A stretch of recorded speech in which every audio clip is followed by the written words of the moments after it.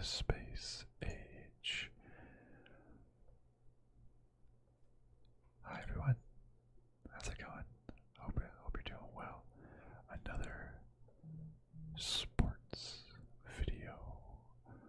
Why it felt like baseball just had their draft, and well, they did. And now, shortly, very, very shortly thereafter, NBA decides to hold their draft too. It's been a tough couple of weeks for a fan of the Phoenix Suns.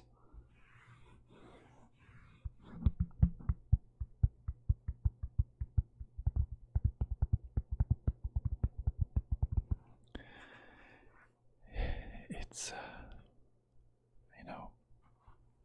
wasn't even expecting the Suns to make it as far as they did. But it just feels so much worse when you make it to the final and then lose.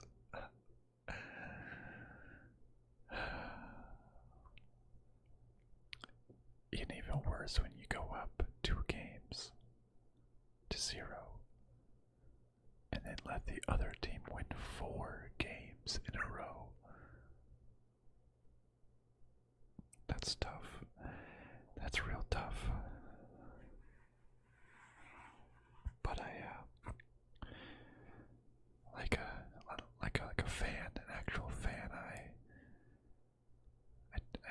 not bandwagoner. I didn't just immediately return this hat that I bought.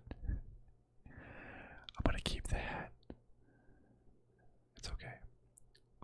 I'm slowly getting over it. I just don't expect the Suns to make the finals again in a reasonable time frame. But hey, I will be happy to be incorrect here.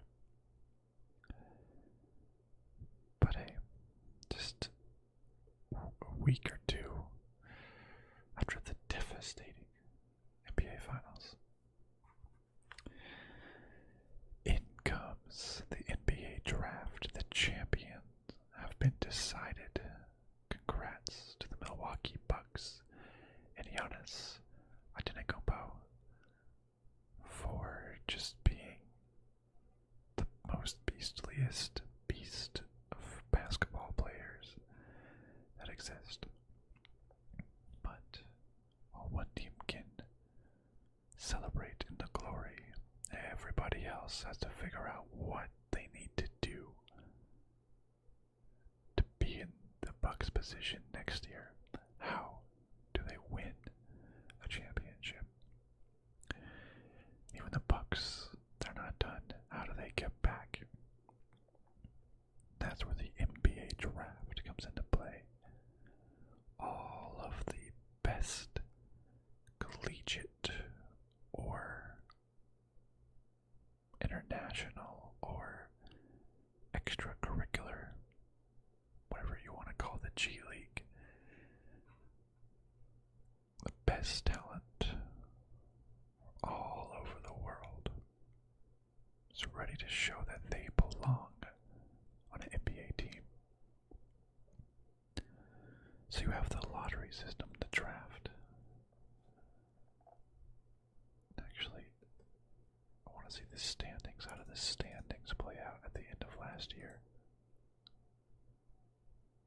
So there is a lottery system where, instead of like other sports where the worst team just automatically gets the first point or gets the first to pick in next year's draft, they do it so it's a lottery. So the worst teams have the best odds, but nothing is guaranteed. The reasoning for that is to prevent tanking, just doing the worst on purpose to get the worst draft pick, or the best draft pick, the number 1 overall draft pick. But it's a little bit of lottery. So last year, the Houston Rockets were the worst team with the Detroit Pistons as the second worst, but it looks like the Detroit Pistons, yes, the Rockets tried their hardest, but alas, the Pistons came ahead with the number 1 pick, and the Cavaliers, then the Raptors, then the Magic, the Thunder, all the way down to 6. Unfortunate for them, but hey, here we are. There's usually a couple of standout players in every draft. At least one player that everybody wants. Usually a consensus number 1 overall, so you want that number 1 pick. There's usually, quite a few solid picks. Then a lot of the rest is just trying to get lucky, and hopefully you land that one player who will end up winning everything for you. Pull a Giannis, carry your team kicking and screaming to an NBA Finals championship. So that happened last Thursday, I believe. Went through the draft. Long affair. There's 2 rounds, only 2 rounds in basketball drafts as compared to 7 for football and like 40 or something. I don't know, 20 something, 40 for baseball. But there's a lot less players, only 5 starters every basketball game. So, who you pick is extremely important. But let's walk through the players that were chosen and selected in the 2021 NBA Draft. Let's get it started.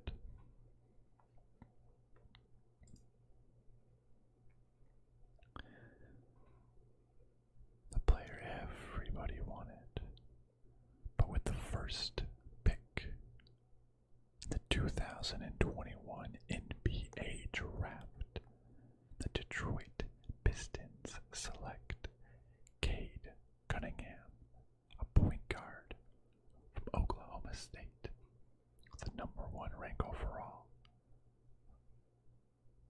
And let's see what it lists as his strengths. Oh yeah, 6'8", 220, Oklahoma State. He's been the talk of the town.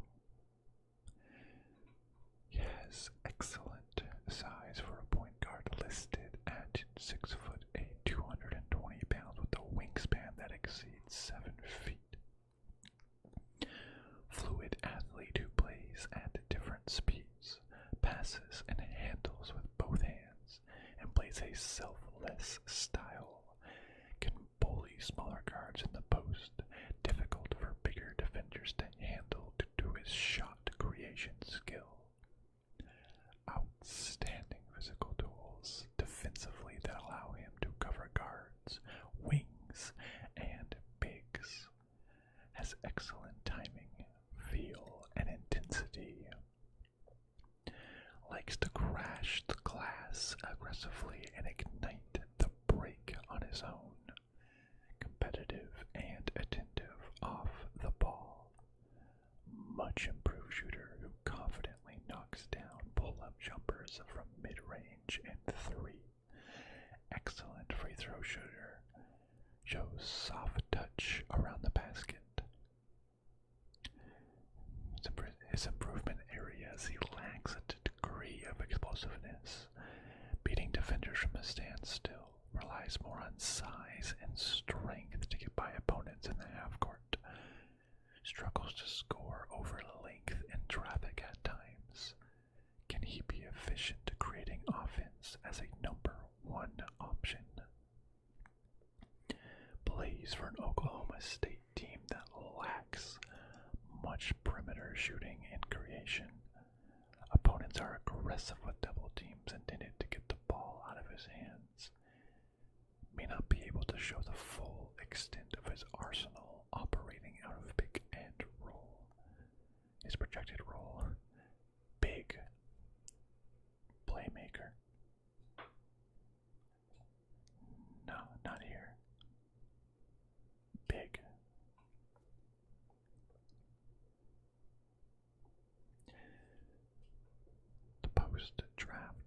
analysis.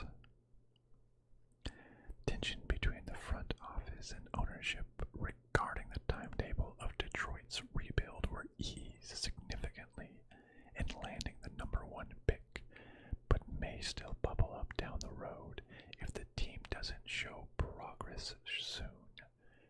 The Pistons were said to be exploring several potential trade scenarios in recent weeks, but ultimately decided to stand pat and committed to Cade Cunningham Thursday morning.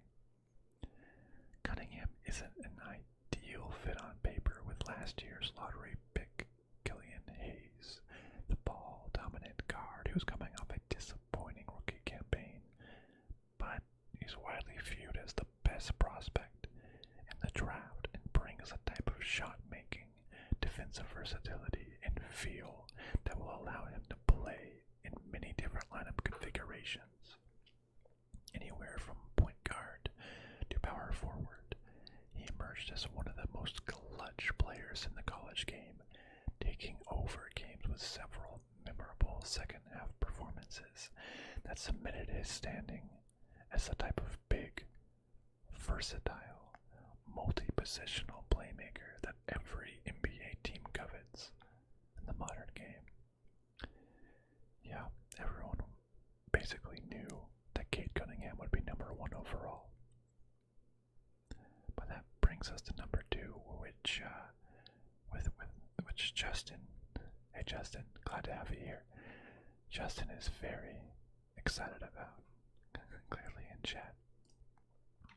That brings us with the second pick in the 2021 NBA Draft. The Houston Rockets select Jalen Green, shooting guard from it says USA, but he was from the G League. Was it the NBA G League? What was the G League? Yeah, the NBA G League.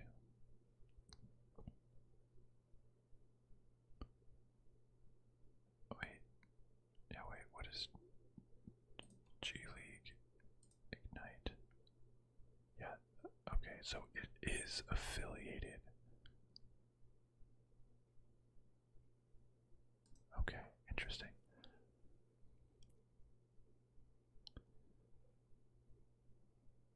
So they, instead of having people,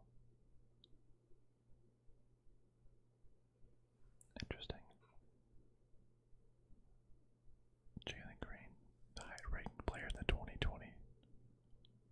Yeah, Justin, yeah, players can play in the G League now instead of going to college. It's like the NBA minor league. Yeah, so I was, I guess, confused because I know there exists like the G League, which is like an actual minor league. So I was, I was seeing if the G League was actually affiliated with the NBA or if it was like its own. If like G League was its own thing. So like, did they play? Oh wow, so like they actually played. Interesting. Okay, so it's like a team in the G League that isn't associated with any specific team. Just kind of like on its own. Hey, the Northern Arizona Suns. Well, that's fun. Oh, wait a second. The team relocated to Detroit after being purchased by the Pistons. Okay, well, no longer Northern Arizona Suns. Okay, interesting. So the G League, it's just its own team, but it's not associated. Okay, yeah, I think I heard of the D League before. That's funny. Gatorade sponsored it, and now it's the G League. That's really funny. Okay, yeah, what I didn't realize is that it's made up of people that don't want to go to college,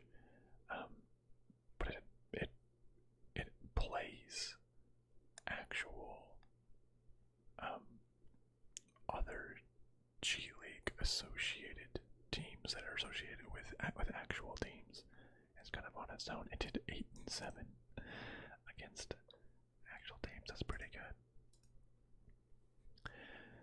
But going back to Jalen Green, 6'6", 186 pounds, the number 2 overall taken, or ranked number 2 overall, taken number 2 overall. His strengths include explosive guard, has a rare extra gear, changing speeds in the open court. Doesn't have glaring holes in his game that can't be fixed, with added experience and polish. Strong finisher with long strides, tremendous body control, and nice creativity finishing around the rim with touch. Excellent scoring instincts. Has shown toughness and control in several high-profile settings. Much improved perimeter shooter who shows glimpses of impressive shot-making prowess, pulling up off the dribble with deep range. Some of his improvement areas include isn't the biggest shooting guard with around at 6'5" with a lean frame. Was he 6'5" or 6'6"? Somebody's lying. Doesn't possess great length to compensate. Plays an ISO-heavy style that isn't always efficient. Relies heavily on his pull-up game, which can be streaky at times. Shows flashes as a creator, but will need to prove he also makes others better, particularly operating with his left hand. Defensive intensity fluctuated at the high school level, gambles for steals, doesn't always get over screens. Projected as a creating combo guard. Justin said Jalen Green averaged about 18 points in the G League as an 18-year-old. I think he's going to be a stud. Justin, are you a Houston Rockets fan? Perchance. You seem very excited about Jalen Green. I wonder if you're just a big Jalen Green fan, or, well, if you were a big Jalen Green fan before he was drafted, or a Houston Rocket fan that is just now very excited. The analysis to this pick. The Rockets are still picking up the pieces from a messy divorce with James Harden that left their present and future prospects in disarray. Landing the number 2 pick was a major step in the right direction, as it's clear the team needs a star to emerge as the face of the franchise and help point them in the right direction. The Rockets have significant hope for Kevin Porter Jr. in the future first rounders and pick swaps it acquired from Brooklyn in the Harden trade, but has a long way to go in rebuilding its locker room and culture. It's something that will take several years and prompted players like Evan Mobley and Jalen Suggs to attempt to discourage the Rockets from picking them. Jalen Green has arguably the most star power of any player in this draft, with the type of scoring instincts that could help him emerge as one of NBA's premier bucket getters in time, and a bona fide franchise player. He's now able to coexist with the mercurial Porter and John Wall. In the short term will be something to monitor, but there's little doubt that Green will provide significant excitement for Houston's fan base as the team attempts to add more winning pieces around him. Mercurial. I've heard that word a few times now. I don't know exactly what it is. If I don't know what it means, I look it up. Subject to sudden or unpredictable changes of mood. Okay. Mercurial. I like it. Like Mercury's in retrograde. Justin, not even a Houston fan. You watched him in high school. I like it. Zach Miller. Zach, thanks for joining us. Saying, wow.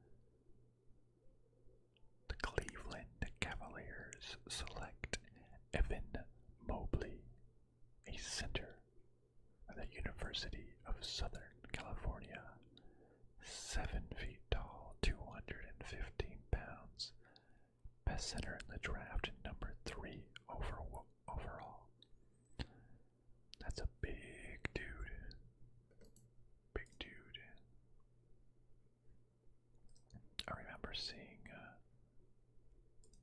I think I watched a little bit of March Madness. I think did USC go pretty far, I think. March Madness 2021.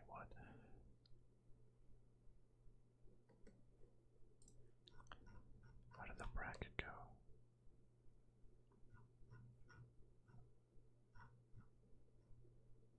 Yeah, USC faced Gonzaga. Yeah, okay. Yeah, they went pretty far. I remember Evan Mobley playing pretty well. His strengths is that he is ideal physical profile for a modern big man. Outstanding coordination for his size. Quick off his feet. Explosive leaper in space. Finishes above the rim with ease. Lob threat. Tools make him a factor on the offensive glass. He's an elite rim protector with great timing and a 7'4" wingspan. Oh boy. Rotates well from the weak side. Can step out and switch on the guards. Sound pick and roll defender who should be a major asset on the defensive end of the floor. Modern skill set, great hands, has the touch and mechanics to knock down NBA threes with regularity in time. Comfortable in mid-range spots. Smooth handle and excellent passer with either hand. Should be able to play next to another center in certain lineups. His improvement areas, though, not a physical defensive rebounder. High center of gravity, gets wedged out of position by stronger bigs. Looks as though he's coasting at times. Incredible talent who leaves you wanting more for stretches. Can he ever be a number 1 or number 2 scoring option on a great team? Doesn't have many ways to go get himself a bucket in the half court at this stage. But his projected role is a franchise center. That's right, Evan Mobley will be your franchise center. Number 3 overall, pick number 3. The post-draft analysis. The Cavs will want to show progress in the 5th year of the Kobe Altman regime by filling a team that will compete for a playoff spot. With the big questions of Kevin Love's health and Colin Sexton's looming extension eligibility, the most pressing issues to consider this summer. League insiders expect center Jarrett Allen to be retained after he was acquired at last year's trade deadline.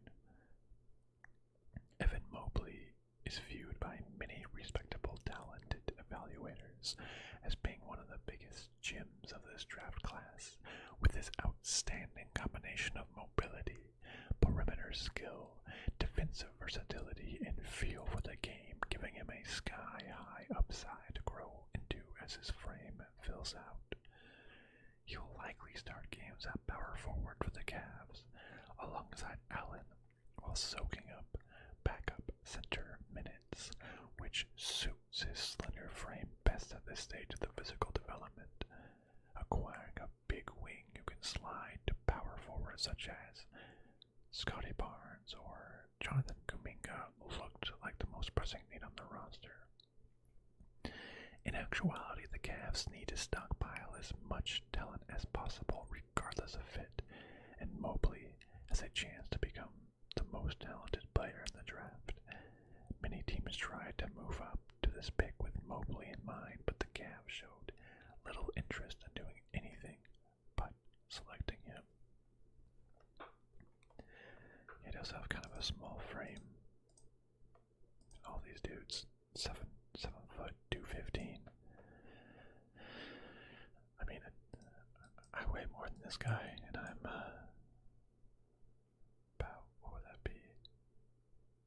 9 inches shorter. 11 inch, no, 9, yeah.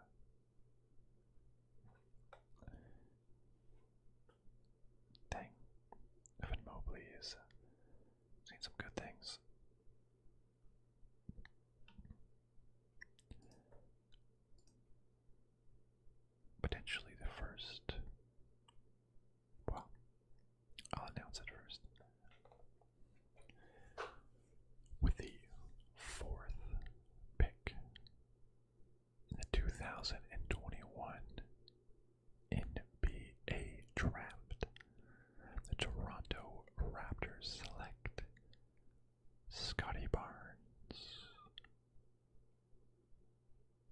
shooting forward.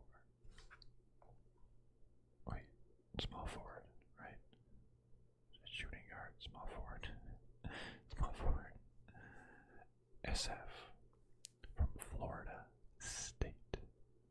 6'9", 227 pounds. And what's potentially the first, don't want to say upset, but the first not exactly by the board draft pick. Number 5 overall, but went number 4. 1 place earlier than expected. Some of his strengths: excellent size and length for a modern forward at 6'8", with a 7'2" wingspan and a strong frame. Has the tools to slide up and play some small ball center in a pinch. High motor defender who can defend 1 through 5 at the collegiate level. Regularly picks up point guards in the backcourt. Good technique on the ball. Crowds opposing guards and takes them out of their offense. Can switch every screen onto bigs. Active off-ball defender. Mismatch facilitator with a great feel for the game. Plays point guard for FSU. Unselfish, moving the ball ahead in transition. Comfortable ball handler. Fills the gaps on offense. Keeps plays alive on the offensive glass. Some improvement areas though: a natural shooting stroke with unproven results. Lack of floor spacing makes him a tough fit on the offensive end of the floor. Needs shooters around him at all times to make him most effective. Limited all-around scorer in the half-court. Doesn't have great touch or much to go in his scoring arsenal. Mobile for his size, but lacking a degree of quickness and burst off the dribble. Plays below the rim in the half-court. Not much of the leaper. Elite college defender, but will he have the foot speed to lock up elite NBA wings? Protected role of a two-way point forwards. Man, these improvement areas are harsh. It's like he can't score. He needs other people to make him effective. He doesn't have a scoring arsenal. Number 4 overall. Here's a couple $1 million. Several $1 million.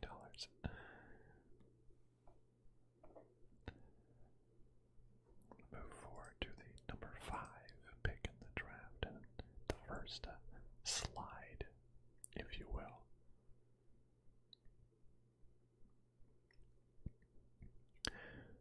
With the 5th pick in the 2021 NBA draft, the Orlando Magic select Jalen Suggs, shooting guard from Gonzaga. I used to say Gonzaga, but I've seen the error of my ways. From Gonzaga, 6'4", 205 pounds. This dude's short. This guy's nothing. Before the ranked player overall, he drops to 5. Toronto must really like Scotty Barnes over Jalen Suggs, but Jalen Suggs really got a name recognition boost with his crazy shot over UCLA in the March Madness semifinals. Really cemented him as a lottery pick here.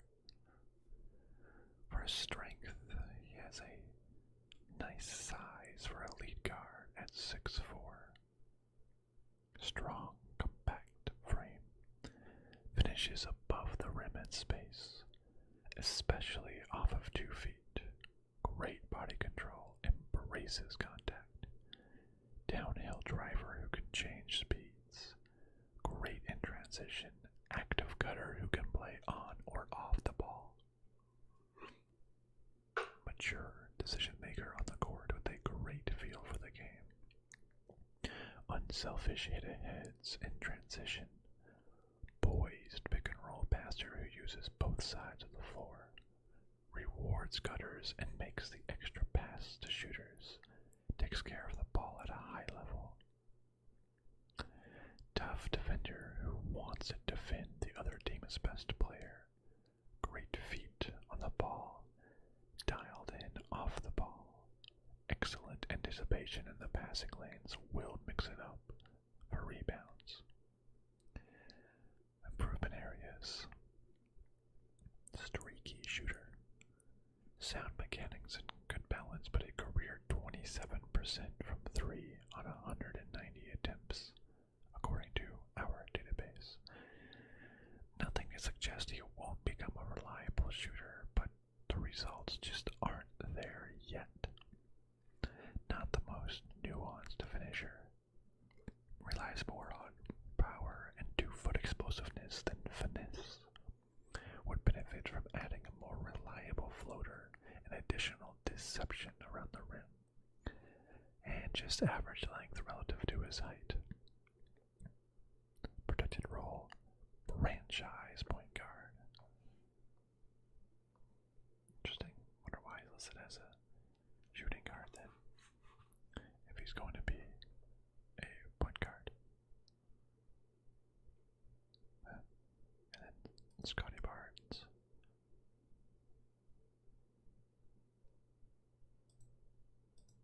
Says he played point guard in college.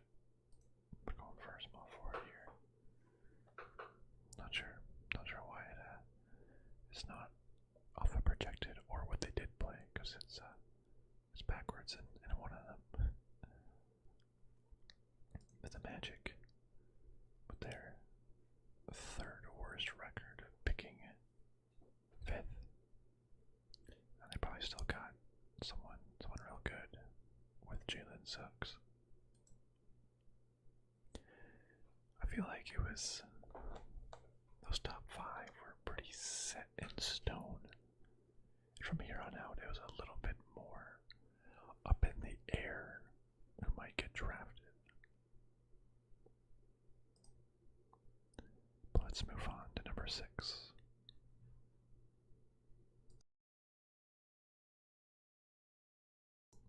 So I need to take a water break. Don't forget to hydrate.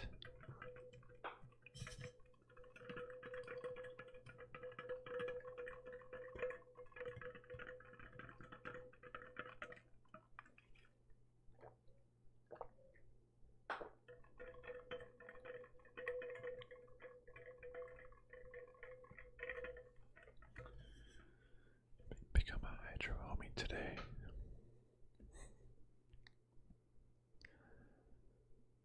Now,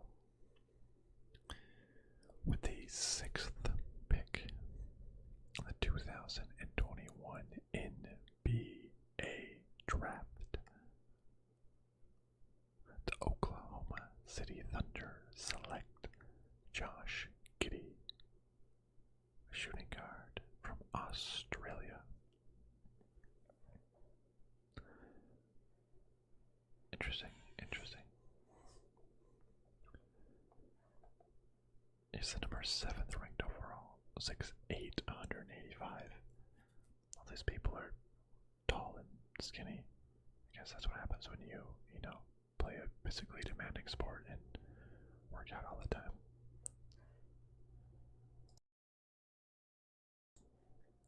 His strengths is that he is a super-sized point guard at 6'9". Well, it says 6'8". Which one do you want to believe?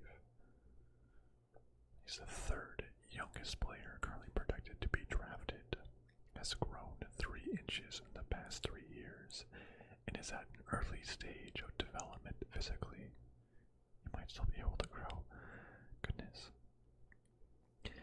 Led the competitive Australian National Basketball League in assists at 7.4 per game. Pick and roll maestro, who is arguably the best passer in the draft in terms of vision, creativity, and awareness.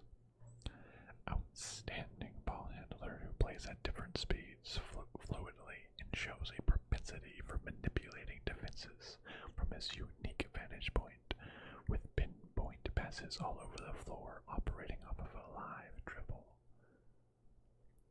Not a good defender, but shows terrific instincts as a rebounder and ball thief. Ranked top 5 in the NBL in rebounding despite his youth and lack of strength. Size and instinct should allow him to improve on this end of the floor as his frame fills out. Improvement areas: not the most prolific or efficient scorer at this point at a 10.9 points per game with a middling 51% true shooting percentage. Lacks a degree of strength, explosiveness, and physicality, separating from defenders and finishing around the basket in one-on-one situations. Shot just 29% from beyond the arc. Set shot mechanics don't leave much for margin for error. Shooting off the dribble. Is he good enough scorer to be given the keys to an NBA offense? If not, can he consistently punish NBA defenses while operating off the ball early in his career? Apathetic defender who was taken advantage consistently by the high-level competition he faced this past season. Has great size, but just an even wingspan. Struggles to get through screens and gets blown by off the dribble due to his thin frame, high center of gravity, and lack of high-end quickness. Number 7, ranked overall, going number 6. Oh yeah, projected role. Big playmaker. All these dudes are big. Man, it's like, how do you pick anybody? It's like, this guy, terrible defender. Why would you want him? Gets taken advantage of. Terrible, terrible, terrible. Let's take him. I guess they're just trying to point out whatever it can. These guys all around are really good players, coming from really different walks of life. But I'm sure he'll be fine. I'm sure he'll be good. I guess not too much of a surprise going 6 when he's ranked 7 overall. We'll see who is ranked 6. Well, there you go.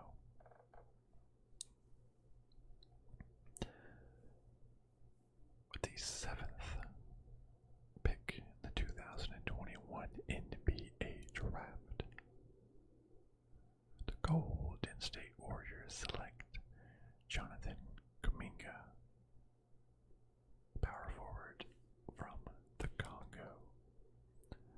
I believe he was also part of the NBA. Wait, was he part of the NBA G League?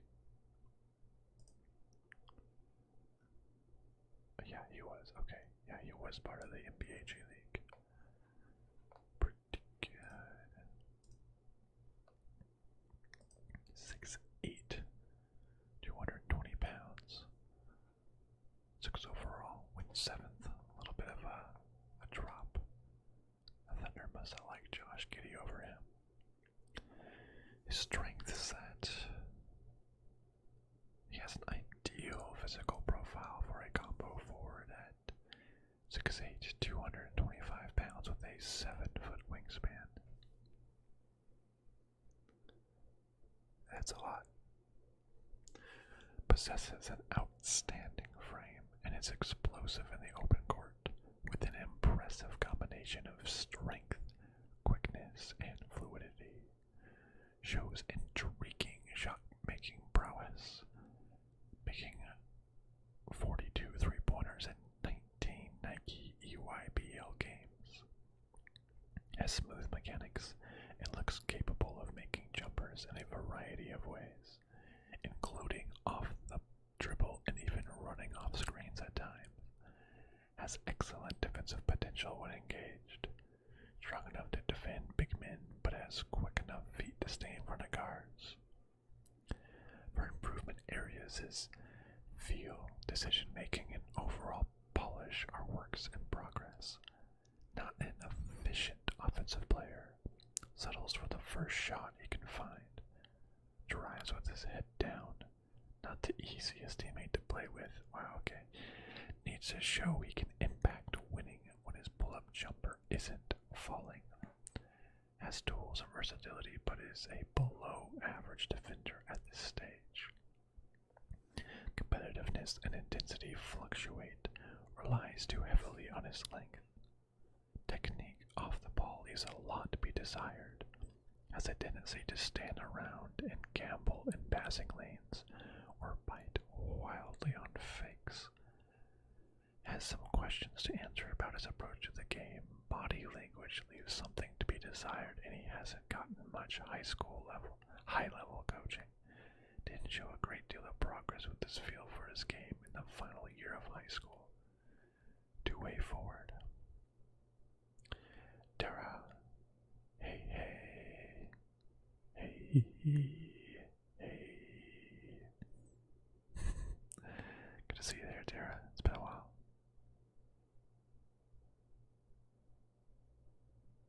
Oh, just after your team's pick.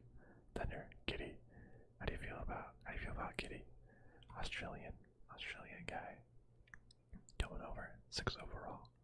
Is that high? I don't know.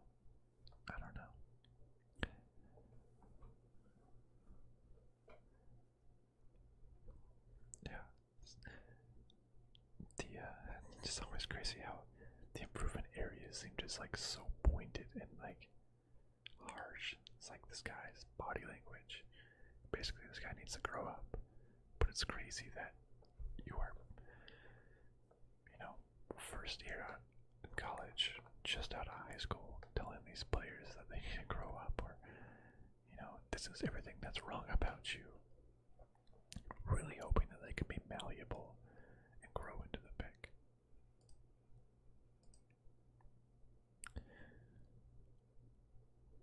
With the 8th pick in the 2021 NBA draft,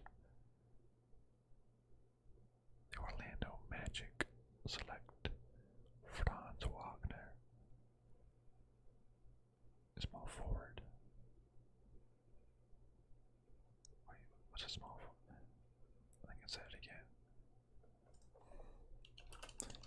NBA positions. Why do I always get... Okay, small forward, power forward. Shooting guard, point guard. I had it right. I'm doubting myself.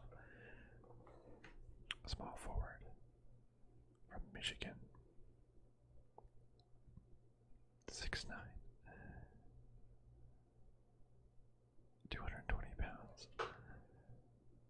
Number 10 ranked overall, went 8th, a little bit up. Magic's 2nd pick in the draft, Franz Wagner. Jalen Suggs. What a combo. Yeah, Dara about Kitty. Came out of left field. Kind of pissed, but you warmed up to it now. More knowledgeable about his skill set.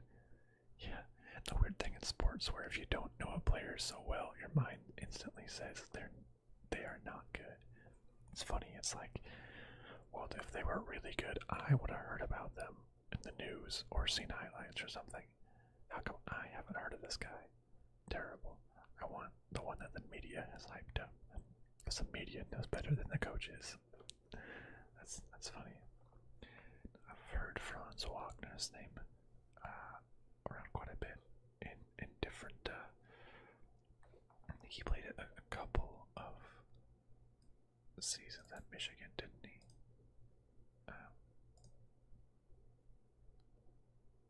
Yeah, he played. He was at 3 years at Michigan. Not doing freshman and sophomore.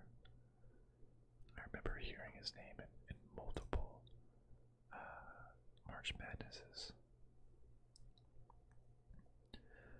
Franz. He has outstanding potential size for the wing at 6'9".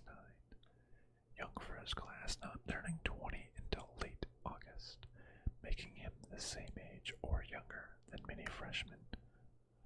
Has grown considerably over the past few years and has a well-proportioned frame that should continue to fill out nicely in the coming years. Despite his youth, is one of the most experienced players in the draft, having played 59 games professionally in Europe, as well as being the best player on a #1 seed NCAA tournament team this past season. That's a lot of experience. He played professionally in Europe as well and college. That's crazy. Highly impactful defender on or off the ball. Big enough to guard most power forwards. Plays with strong intensity and has terrific technique and smarts in a team setting, helping make an impact in passing lanes and as a rim protector, and helping his Michigan team rank top 5 in defensive efficiency. Excellent passer who operated as somewhat of a point forward facilitator in the half court for Michigan's well-spaced, highly efficient offense. Does an excellent job of driving with his head up, delivering timely bounce passes, wraparounds, and touch passes to keep the offense humming. Has demonstrated positive shooting indicators with his career 81% free throw percentage and soft touch around the rim on floaters and layup attempts off the glass. What's up? Okay. Thank you for watching any draft. Just draft it all, right? Doesn't matter if it's NBA, NFL, MLB. I just love seeing people's dreams come true. Maybe that's what it is. So to stay positive, I'm gonna skip the improvement areas and just talk about the strengths of these players. The improvement areas are always such a downer. Franz Wagner, the German. Was he actually? Yeah, he played in like the German league. Yeah, Berlin. Best young player. Wow. That's crazy. Franz Wagner. With the 9th pick in the 2021 NBA Draft, the Sacramento Kings select Davion Mitchell, point guard from the championship, the 2021 championship winning Baylor Bears. Thank you, Davion Mitchell. I had Baylor winning March Madness when everybody else in the pool had Gonzaga. Fools.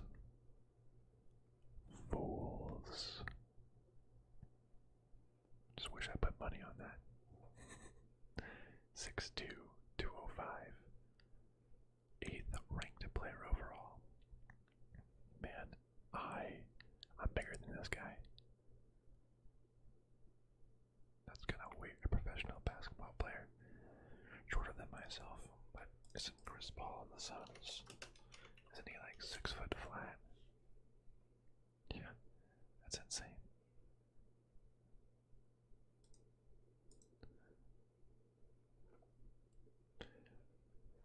What can we learn about Davion?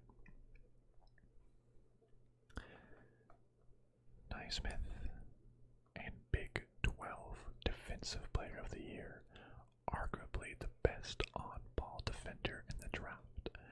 Strong frame, sturdy lower body, lightning quick feet, does a tremendous job of taking on-ball charges. Great anticipation, fights over the top of screens, battles on switches, plays much bigger than his measurements suggest. Elite defender from day one in the NBA. Very few weaknesses on the offensive end of the floor. Elite, slow to fast burst. Tremendous open court speed and quickness. Can beat his defender without a ball screen. Excellent feel for the game as a passer. 2.23 assist to turnover ratio. Delivers passes off the dribble with either hand. Gets to his pull-up out of a variety of different NBA caliber dribble moves. Crossovers, pullbacks, hesitations. Can also shoot it off the catch and has experience playing in multi-guard 75% from 3 last season, gets the ball up on the glass quickly as a finisher. Coaches and teammates rave about his work ethic and approach to the game has improved every season. National championship. On a different development curve than most 22-year-olds. Incredibly high floor because of his intangibles, defense, and a winning mentality.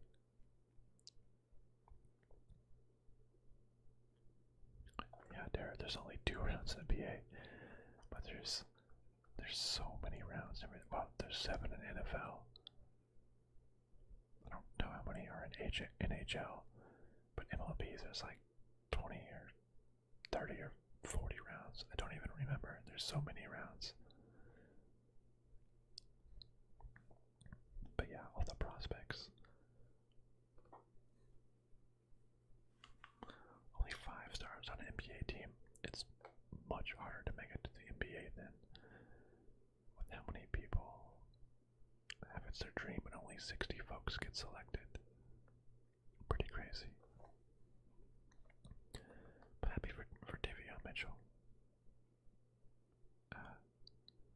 Happy for the Baylor team in general. Again, won me March Madness. Whoa, okay.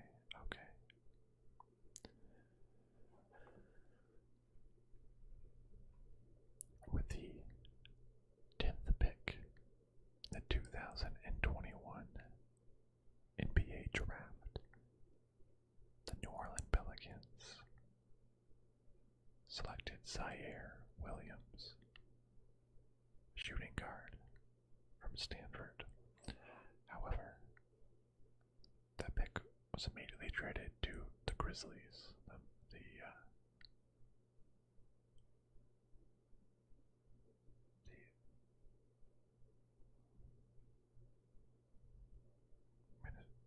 Minnesota Timberwolves. Goodness gracious, what is the Grizzlies? NBA, Memphis. I can't believe I forgot that it was Memphis.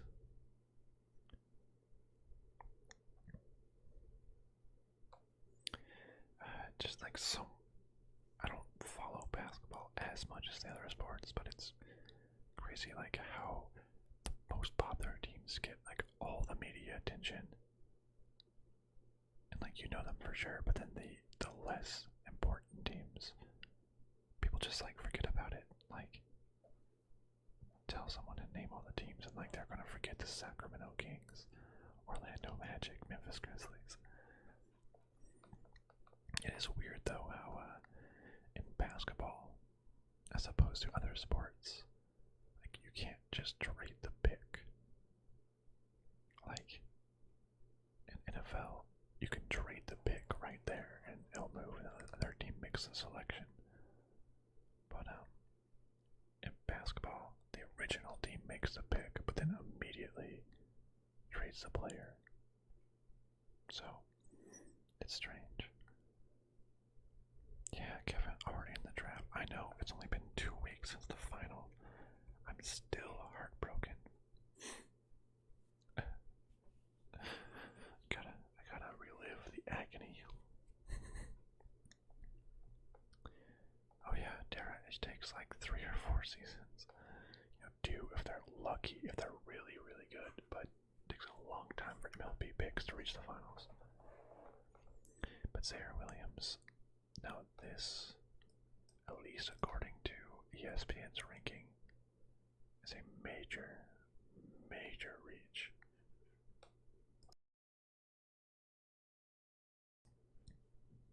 They have him at number 28 overall. He's going at number 10. That's a huge difference.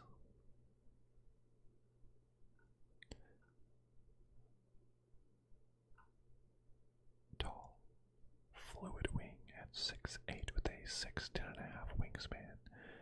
Big reach, light on his feet, can finish above the rim in space. Changes speeds and directions comfortably. Shows major shot-making potential both off the catch and the bounce.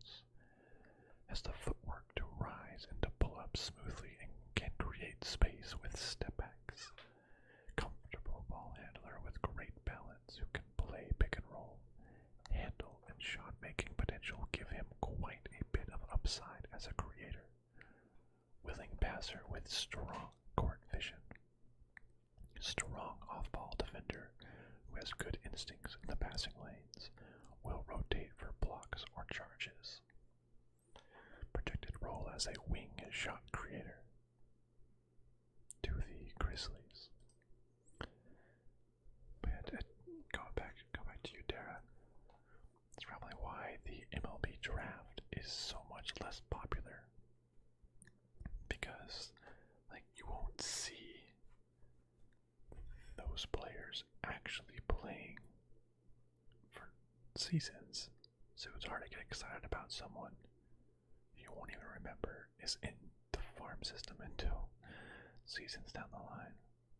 You know, NFL players, the best ones, they're playing immediately. Basketball players, they're playing immediately. It's easier to see.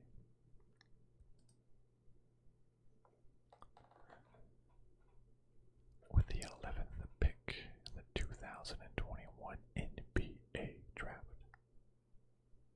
the Charlotte Hornets select James Bouknight, a shooting guard from UConn, 6'5", 190 pounds. Overall rank 9, but going here at 11. I'm gonna read the analysis instead of the strengths this time, see what it has to say about the actual team.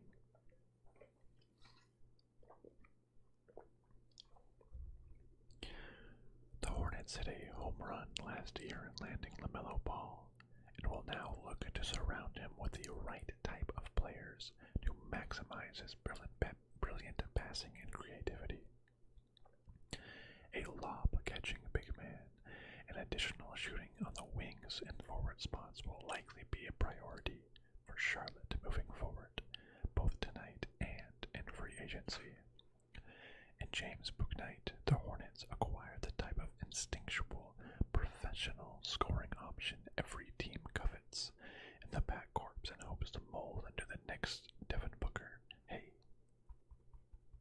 Phoenix Suns, hooray, or Jamal Murray. He looks like strong fit playing off ball with his sweet shooting stroke and terrific cutting ability. To reach his potential, Bouknight will need to show better ability as a passer, shooter, and defender than he did in his up and down 2 seasons at UConn. Passer, shooter, defender, that's literally everything. Where we may not have seen the full extent of his talent due to injury. At times he dropped flashes of offensive brilliance that carried over into a strong pre-draft process and helped him establish himself as a lottery pick.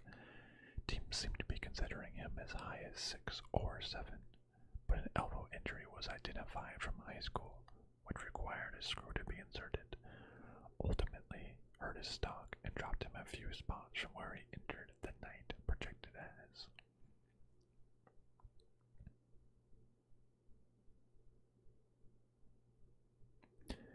Yeah, the exposure college footballers and basketballers get is insane. I've never seen a hockey or baseball player get pre-draft hype like the two aforementioned sports. I don't even follow hockey. I mean, maybe it's just like the US thing, but like the US, NFL, and NBA are just so much bigger than the other two. MLB's really dropping in popularity, I think. You never really see a baseball player get hype. Maybe like, what was it, like Bryce Harper, Steven Strasburg maybe had some hype. But yeah, not like that. Hockey, I don't even know. I never follow hockey.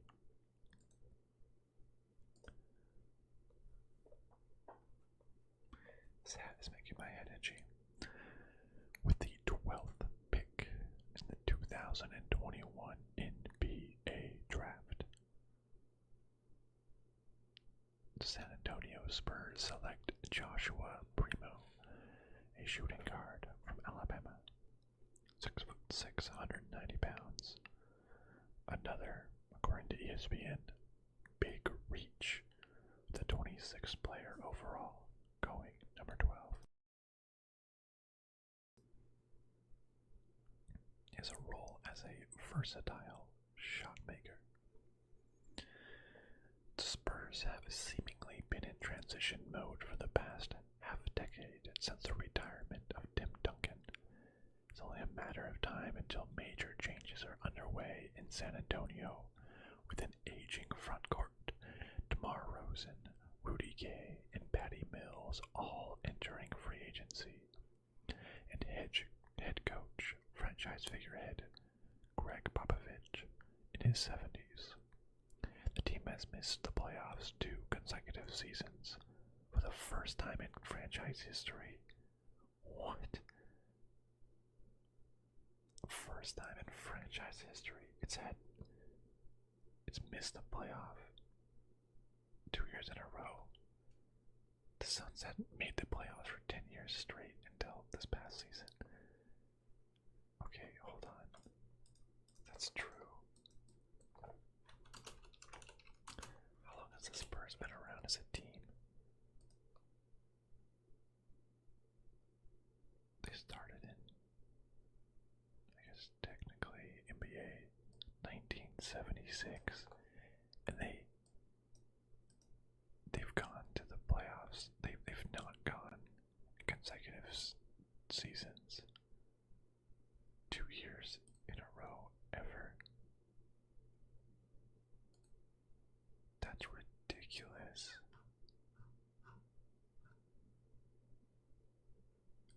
That is just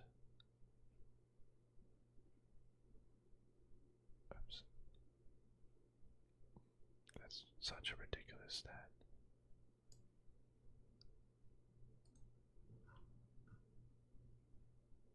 Yeah, one, two,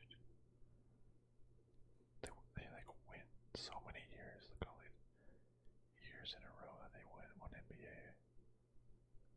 Tim Duncan. Yeah, all these 22 consecutive seasons, yeah, starting here. What, 97,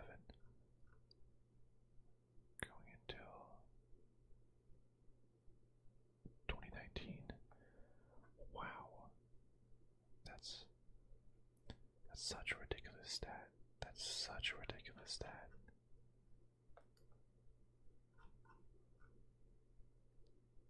Because I know, like, the Suns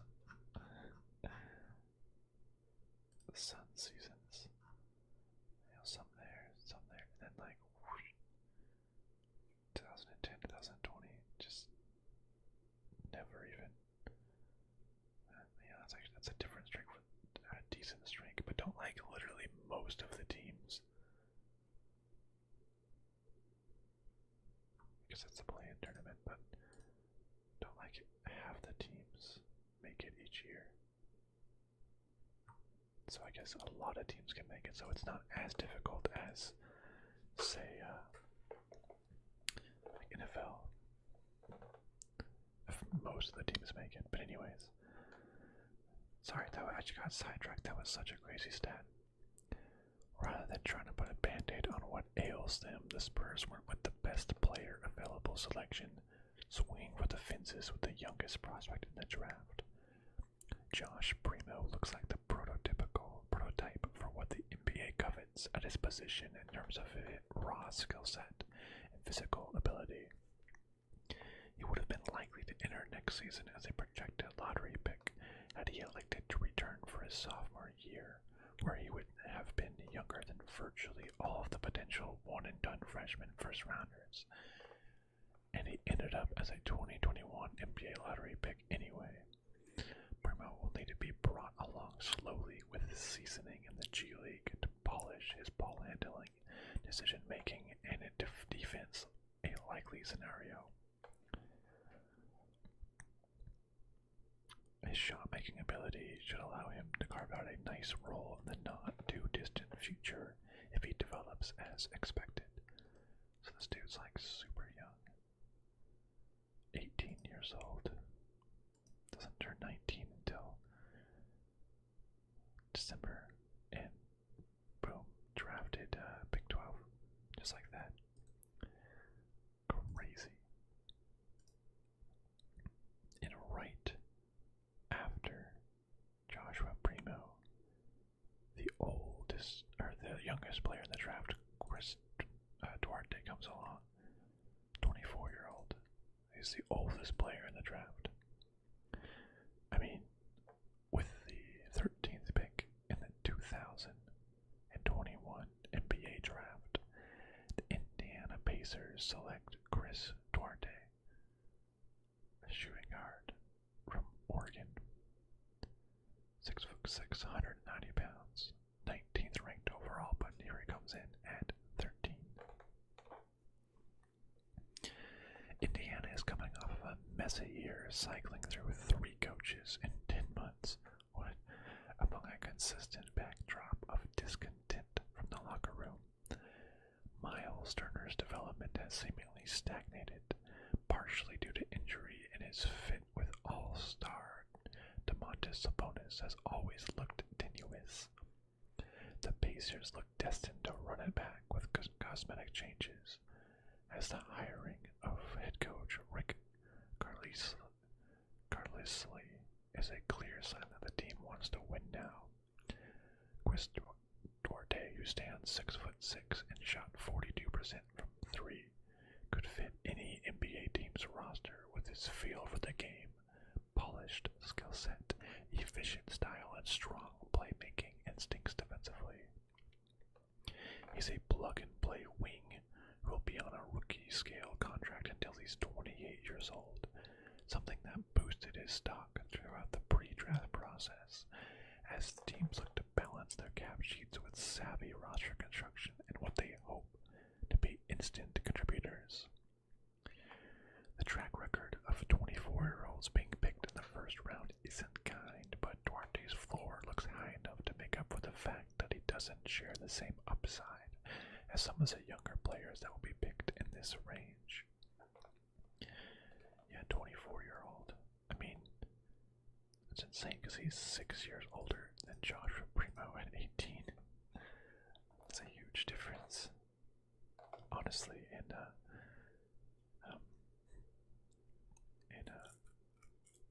age there, just you're hoping the young guys will catch up in development, and hoping that this guy has a good enough floor and can use his experience immediately.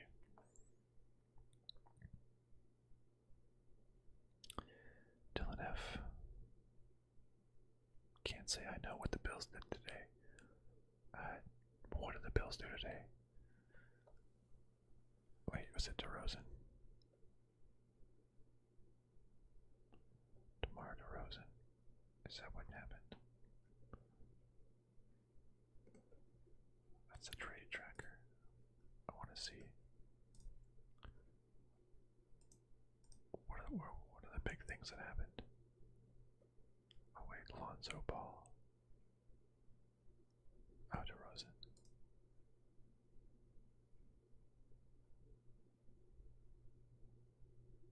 I'm trying to say what. Can't. These are all ESPN Plus. Thaddeus Young. Oh, for a future first round pick, 2 future second round picks.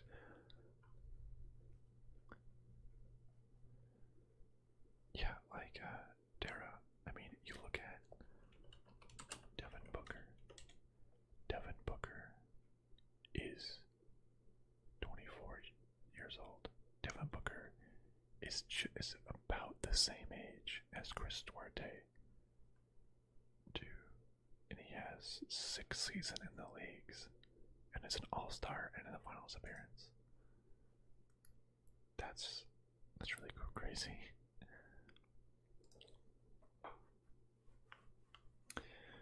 With the 14th pick, the 2001 NBA draft, the Golden State Warriors select Modi Moses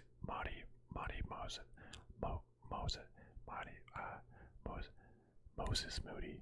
Okay, that was a joke. If you haven't seen that, one of the NBA draft announcers like just got completely tripped up trying to say this dude's name. It was really, really funny. He just like it was almost like exactly what I just did. He just kept just like he's like Moses Moody Moses Moses Moses Moody. It was really funny. And then he just like played it off like nothing happened, but it was hilarious. Yeah, what was that, Kendrick Perkins? Yeah, that was him. Kendrick Moses Moody. I'm not gonna play it, but Matt got it. Matt Thorne got it.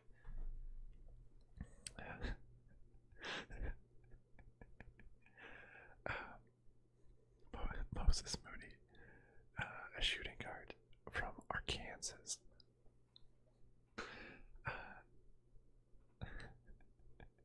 6'6", 205 pounds, 16th overall pick, or overall ranking according to ESPN, going 14th here to the Golden State Warriors, who have 2 draft picks, the top 14.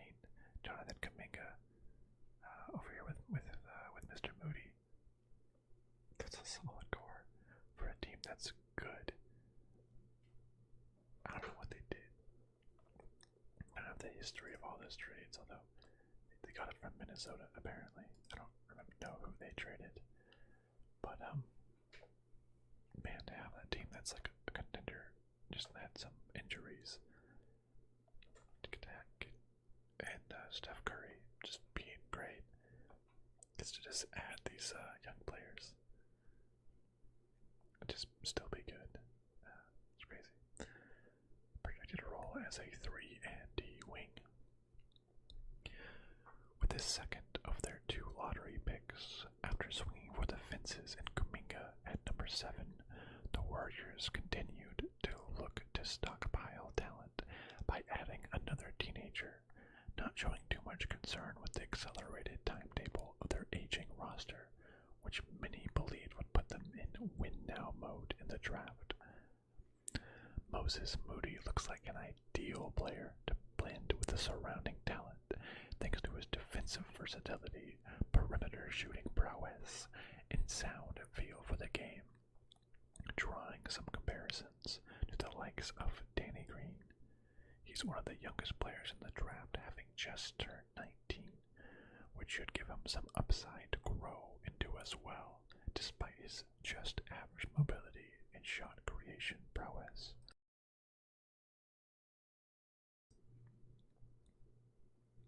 You go, Mr. Moses. Good job. It's crazy how that will be forever linked to his name in like draft night videos. That's okay. It's something. Gives him name recognition.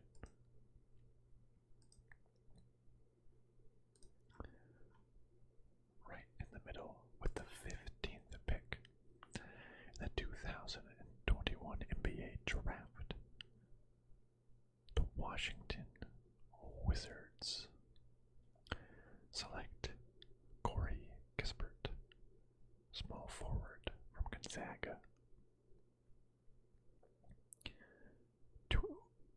6'7", 220 pounds, ranked 13 overall.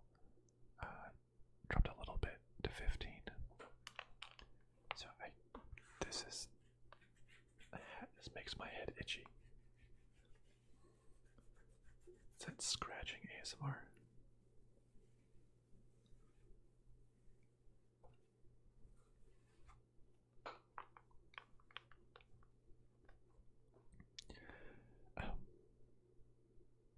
His projected role, just a shooter. That's what I saw about him. He was probably one of the best shooters in the draft, is what it said. But honest, I didn't watch March Madness like this season very well, but I watched against Baylor, and just everybody on Gonzaga looked bad. So that's probably not fair. I mean, that's definitely not fair. It's still one of the best teams and one of the best players on that team. I guess besides Jalen Suggs, but having two players on the same team being drafted that high is a testament for sure. The Wizards are operating under a delicate timetable dictated by the player option in Bradley Beal's contract next summer, which could very well lead them in the direction of older players who can help build on last season's playoff appearance, despite the extremely savvy move they pulled off on draft night, unloading Russell Westbrook's onerous contract for several more manageable pieces. Corey Kispert is one of the best shooters in the class and has elite size with a wing at 6'7", with a strong frame. More than just a catch-and-shoot player in college, he's also a strong decision maker who is capable of scoring in the open floor or attacking closeouts, and looks ready to make an impact after an All-American season for national championship runner-up. Yikes, Gonzaga. He looks like one of the readiest players in the draft at 22 and should be able to slide into a role immediately for the Wizards.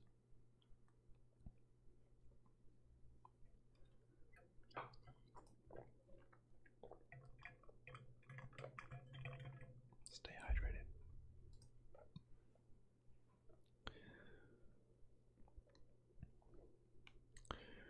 With the 16th pick in the 2021 NBA draft.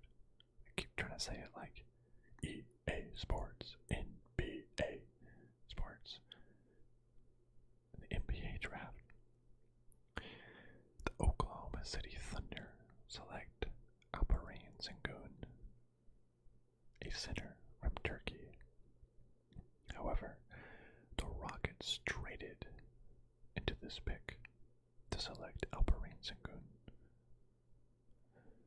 He's a 6'9", 235-pound. Whoa, that is like so much heavier than like other 6'9" people. Who was tall? Sarah Williams, 6'8", 185. Another dude weighs a solid 50 pounds more. Well, Alperen Sengun. Let's go all these like people coming from European leagues where it's getting so much more popular. I know the Olympics are going on right now. I believe the Final Four is the US, France, Slovakia or Slovenia, and Australia. So like, especially like Slovakia, no, Slovenia. Are those different? Slovenia versus Slovakia.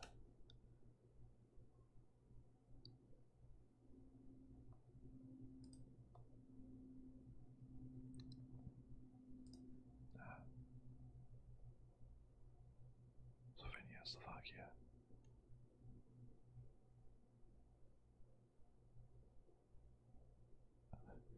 Okay.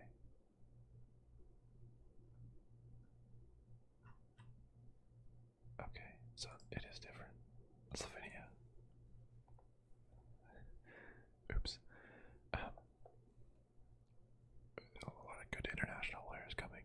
Seems like basketball is I mean, it's part of the Olympics now, so it's a worldwide sport for sure. Like, you're not seeing NFL football worldwide.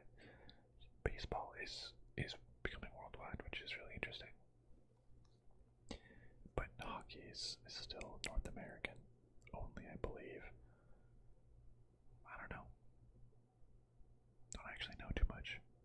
It might be over there, just not as popular. No, that's not right. That's completely wrong. Because there's a hockey in the Olympics.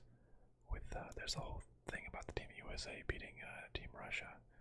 So what am I kidding? There's Russian players. Yeah, never mind. Hockey. I don't know enough about hockey. I'm ignorant. But the Thunder acquired this pick from Boston in exchange for absorbing more than $30 million difference in guaranteed salary between Al Horford and Kemba Walker's contracts, setting the market to an extent for shedding salary in advance of free agency. After picking 18-year-old Josh Giddey at number 6, the Thunder traded this pick to Houston for 2 future first-round picks from the Wizards and Pistons.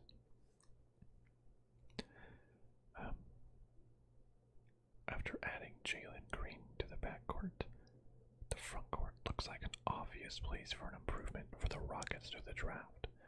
Alperen Sengun should bring immediate scoring ability inside the paint as an instinctual passer and rebounder.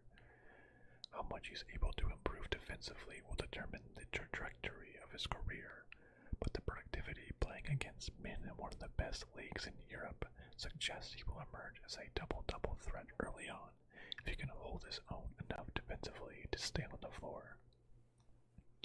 A stat-stuffing traditional big man. Yeah, Dara, I was just completely wrong. A lot of people in Swedish and Russian. Yeah, I was just completely wrong. So don't mind me. At least I corrected myself. At least I realized it. I will admit when I'm wrong. So he's a center at 6'9". How tall is DeAndre Ayton? Oops, my hat hit the mic. Hope that wasn't too loud. DeAndre Ayton is, he's only 6'11". Psh, what a jump. Mobley's 7 foot. But I feel like that's, Dara, what do you think about the Thunder passing up on Alperen Sengun here, but getting 2 future first-round picks? I think that's really good, getting 2 picks. I do that. That's great.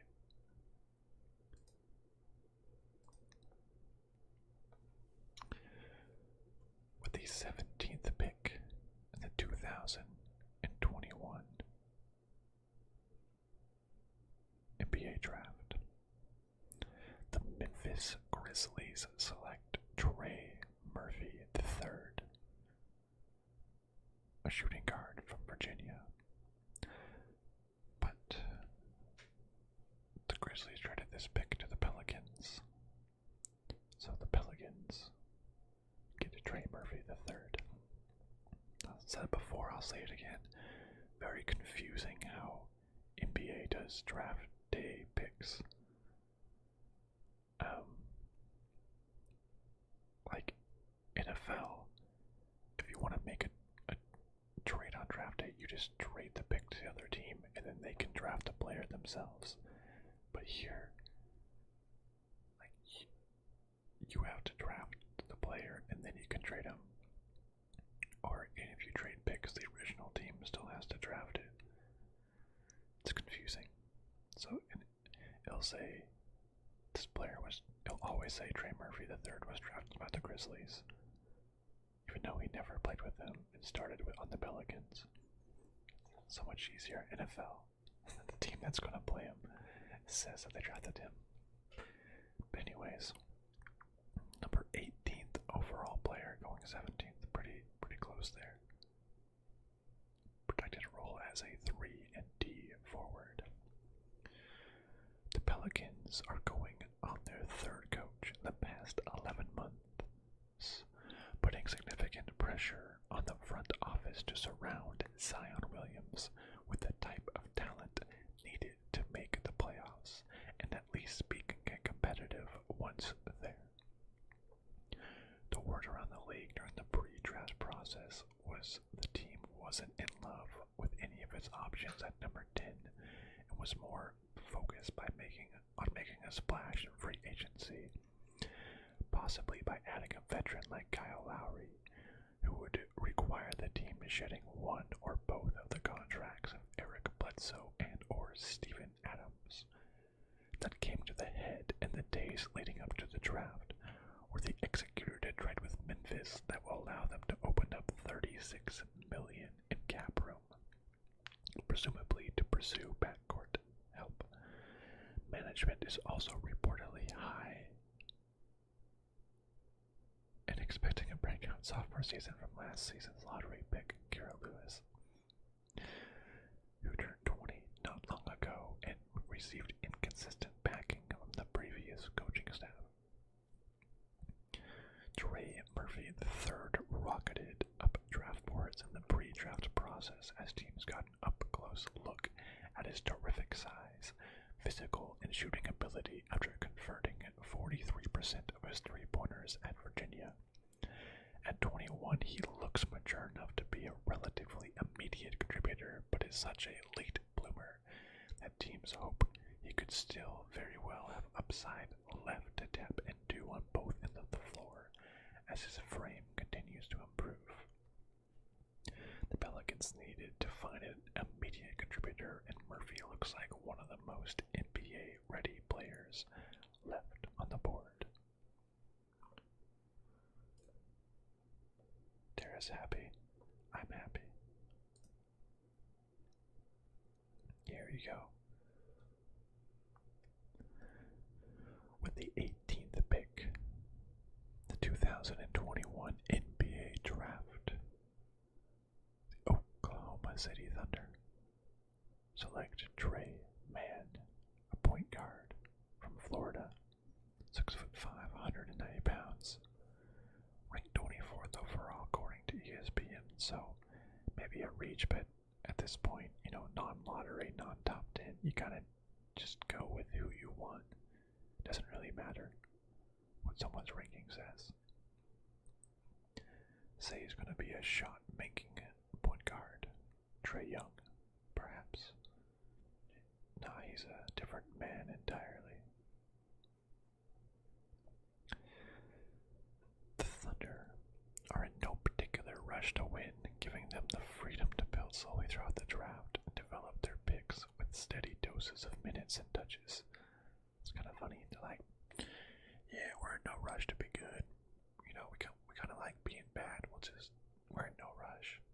It's just a weird statement, but I get it. They don't have a timetable specifically with veteran contracts, but I bet they would still want to win as soon as they can. Anyways, that could lead them in the direction of younger, rawer prospects with higher ceilings. The type of playoff contenders might not have the patience to invest several years in for an ultimate payoff.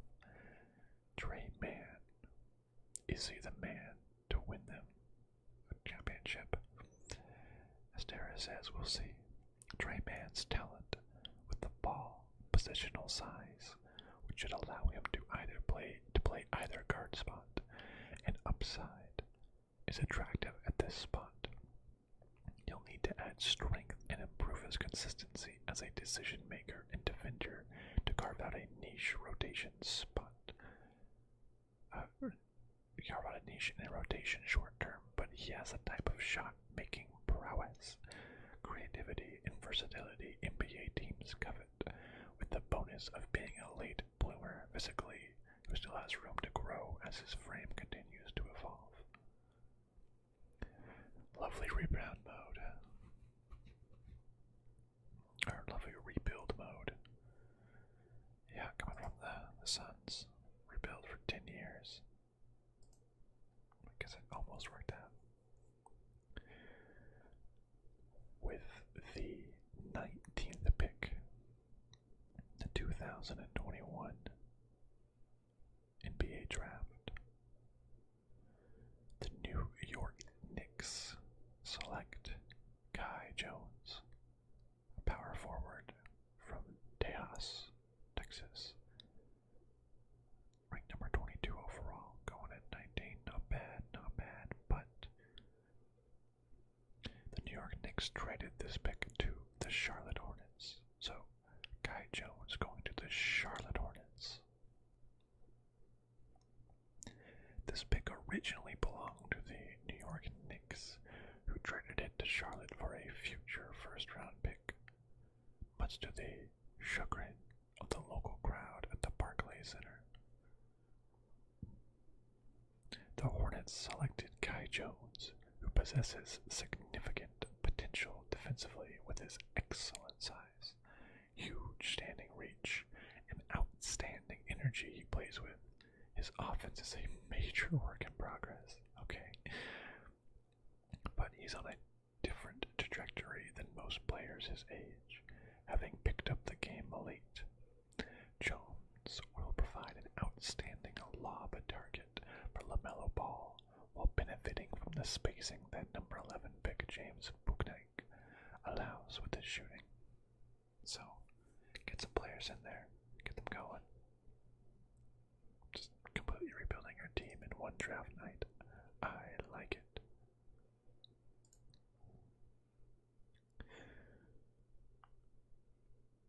With the 20th pick, the 2021 NBA Draft, the Atlanta Hawks select Jalen Johnson, a small forward from Duke.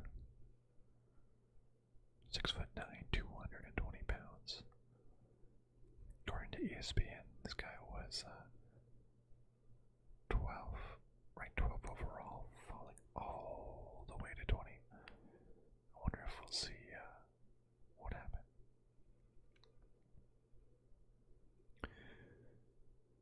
The Hawks had an outstanding year that ended in Game 6 of the Eastern Conference Finals. It provided plenty of optimism and substance to build on long term. Got pretty close. I mean, as close as the Suns did to beating the Bucks, but just couldn't do it. With one of the NBA's biggest young stars in place in Trae Young, and a plethora of versatile talent around him at every position, the Hawks' main concern will be staying healthy and finding a way to keep their luxury tax situation in order, as the likes of Young, John Collins, and Kevin Huerter see their rookie scale contracts expire and expect major paydays that appear well deserved. Once considered a potential candidate for the number 1 pick after a scintillating start to the college season, Jalen Johnson's star fell due to injury, inconsistent play, and an abrupt decision to leave Duke midseason, which generated significant backlash. Regardless, few players in this draft share Johnson's talent as a 6'9" ball-handling point forward who's explosive and has intriguing instincts defensively. His jumper will need to improve, but there are a few players in this range of the draft who have as high as a ceiling as Johnson does if he reaches his significant potential. Interesting. Why, I don't know enough about him to know why he left mid-season. Clearly that turned off a lot of players, but a lot of teams. Maybe about his commitment, team spirit, team player. I don't know. But if he's as good as a 12 overall ranking, Dara would be right. The Hawks would be a little stacked. Pretty stacked.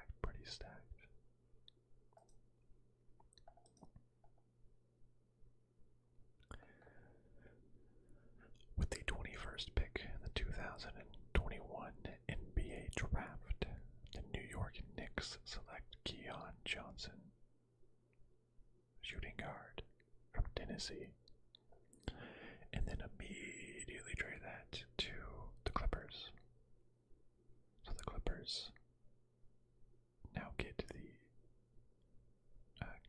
Keon Johnson, the 6'5", 186-pound shooting guard who was ranked 11 overall, dropping a whopping 10 spots. I wonder why. What happened? Let's see.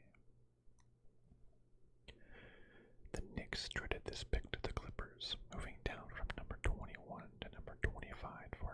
unspecified return. Interesting. What would that be? They would know if it's a player. Money. Cap space. I don't know. That's interesting. What's Kawhi Leonard? Kawhi, right? Kawhi Leonard. Expected to miss all of next season. Really? He's expected to miss all of next season.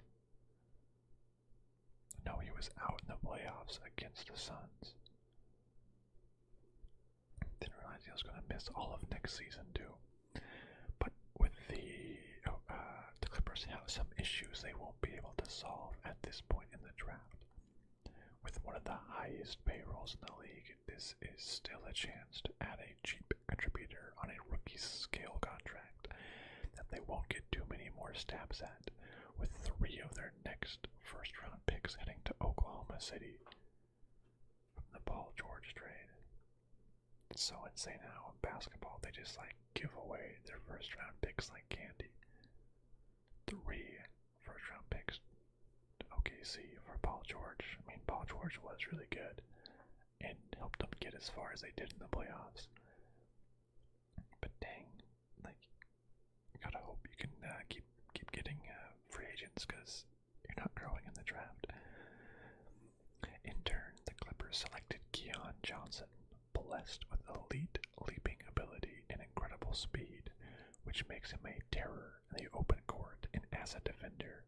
His shooting and ball handling ability are a work in progress, but the flashes he shows as a playmaker and the little things he does to impact winning give him a huge upside to develop into his frame and skill level to evolve. This is a good value pick for LA, as Johnson was ranked number 11 on the ESPN 100, and he will provide an immediate injection of explosiveness and energy that could reap immediate benefits if surrounded with enough shooting. Yeah, it's the Thunder have 3 first-round picks each of the next 4 drafts or something like that. That's, I mean, at some point, you could have too much first-round picks. There's only 5 starters, 13 roster spots. And, if they all work out, I mean, because if you have a bunch of great people, you can always trade them. Yeah, it's better to have more that you could potentially trade. But I guess for what? Oh, more picks. Well, I guess for, veterans. I don't know. Too many players. But yeah, Johnson going to the Clippers.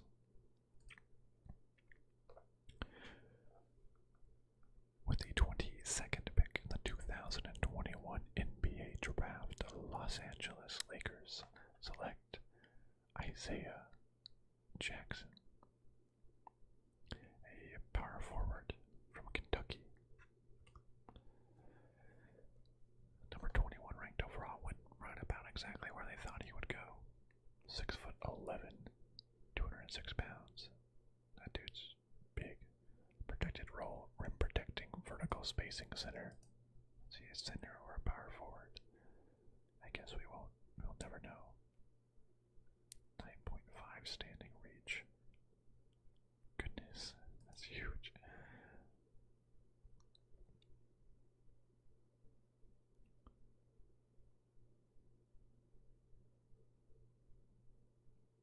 Wait, what's this?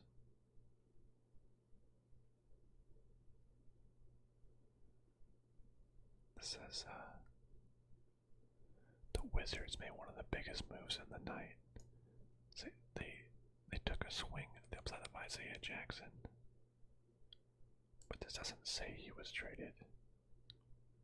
As opposed to other ones that say the Clippers traded. Was Isaiah Jackson traded?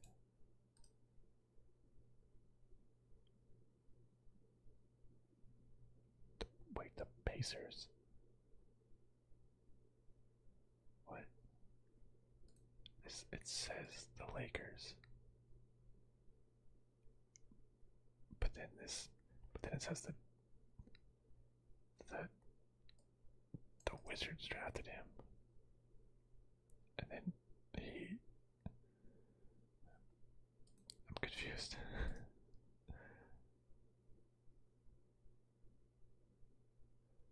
Okay, he was selected with the 22nd pick by the Lakers. Okay, and then he was traded to the Wizards, who then traded him to the Pacers.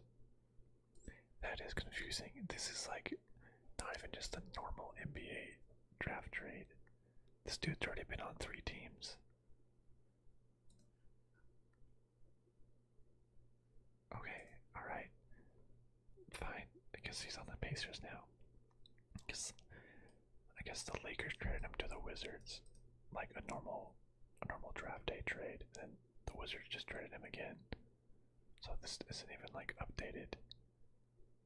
This is like stuff for the Wizards. Okay, but Jackson was at one point protected as a lottery pick, but saw his standing fall during the pre-draft process as teams prioritized perimeter shooting and experience. Gaining strength should allow him to play with more physicality than he was able, something that will take time, as he was among the most foul-prone players in the draft this past season, but still dropped some impressive glimpses of skill to go along with his jumping jack versatility and outstanding shot blocking instincts. Yeah, I'm with you there, Dara. It's so confusing, just like the structure is too. I don't like it.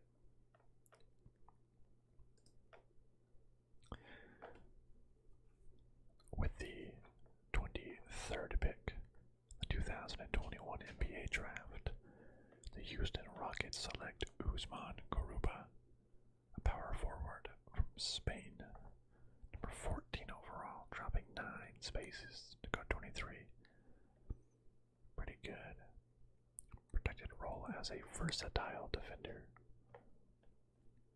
The Rockets were one of the most active teams in the league in the lead up to draft night, attempting to discern the value of their 2 late first rounders, as well as the future pick swaps and draft assets they acquired in the James Harden trade. They used 2 of these heavily protected firsts to move up to number 16 to select Alperen Sengun, keeping number 23 and 24 in the process and seemingly getting nice value with the Turkish pick. It's important for Houston to nail these picks, as they don't have much else in their coffers that the league truly covets, as skepticism remains around the talented Kevin Porter Jr. after he was unceremoniously dumped by Cleveland just 6 months ago. Despite some impressive play in both the G League and late in the NBA season, after taking one big man in Sengun, the Rockets again went for another international big man in Usman Garuba, who actually complements him quite well on paper. Garuba turned 19 in March, but is one of the most experienced prospects in this draft. He's played in nearly 90 games at Europe's highest levels of competition with Real Madrid this season, and has an Olympics appearance under his belt. He's one of the draft's most intense and versatile defenders, regularly tasked with guarding the EuroLeague's best shot creators. There's little doubt of his potential to impact winning, something he's done at every step of his career thus far.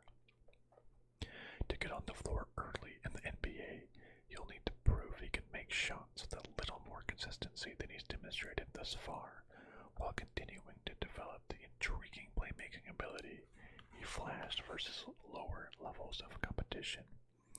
With 5 more years remaining on his contract with Real Madrid and a very high NBA buyout, €3 million, that will eat into his NBA paycheck significantly throughout his rookie scale deal.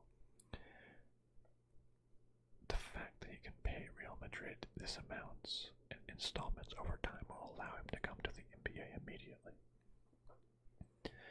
That's very interesting about like how Euro contracts work. He has to like buy himself out of his Real Madrid contract so he can play in the NBA. It's going to cost him money, but hopefully he's probably thinking he'll make more money in the NBA overall in the long term. He's probably right.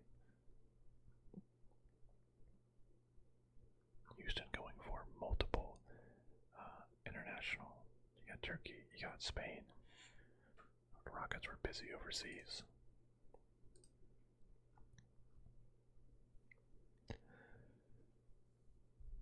With the 24th pick, 2021 NBA Draft, the Houston Rockets again select Josh Christopher, a shooting guard from Arizona State.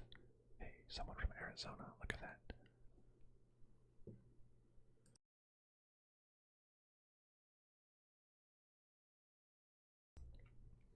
The first person who was projected outside of the first round to go in the first round. 9 picks early.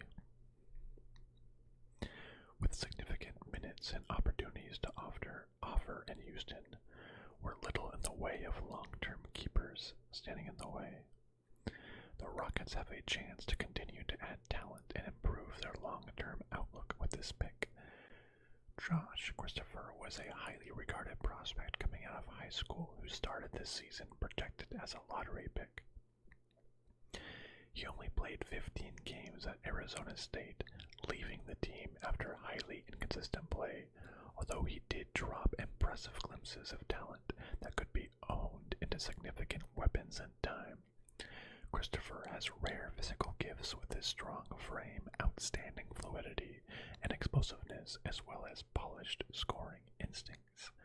His jumper is streaky, but has looked much better than advertised in the pre-draft process. Although shot selection, decision-making, and defensive lapses are still things Christopher is working through. For a team that believes in its player development program, there aren't many more players in this draft range that share the scoring prowess and upside that Christopher offers, and you'll likely have plenty of opportunities here alongside Jalen Green on the wing.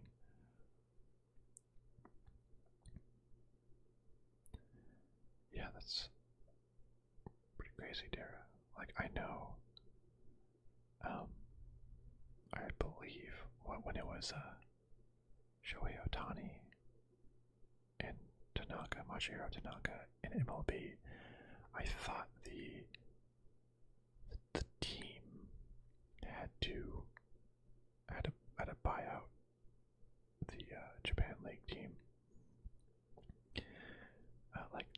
The Yankees and the Angels had a buy him out, but maybe that's because it was more of like a trade scenario versus this. It was the player's choice to go into the draft, therefore he had to buy himself out. Hey, Desi, you're here. Yeah, that's right, Arizona. Let's do it, Suns.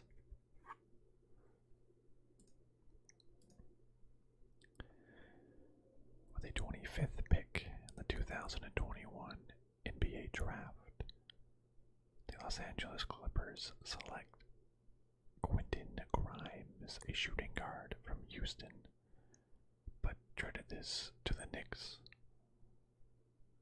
So when the Knicks traded up with the Clippers for that number 21 pick.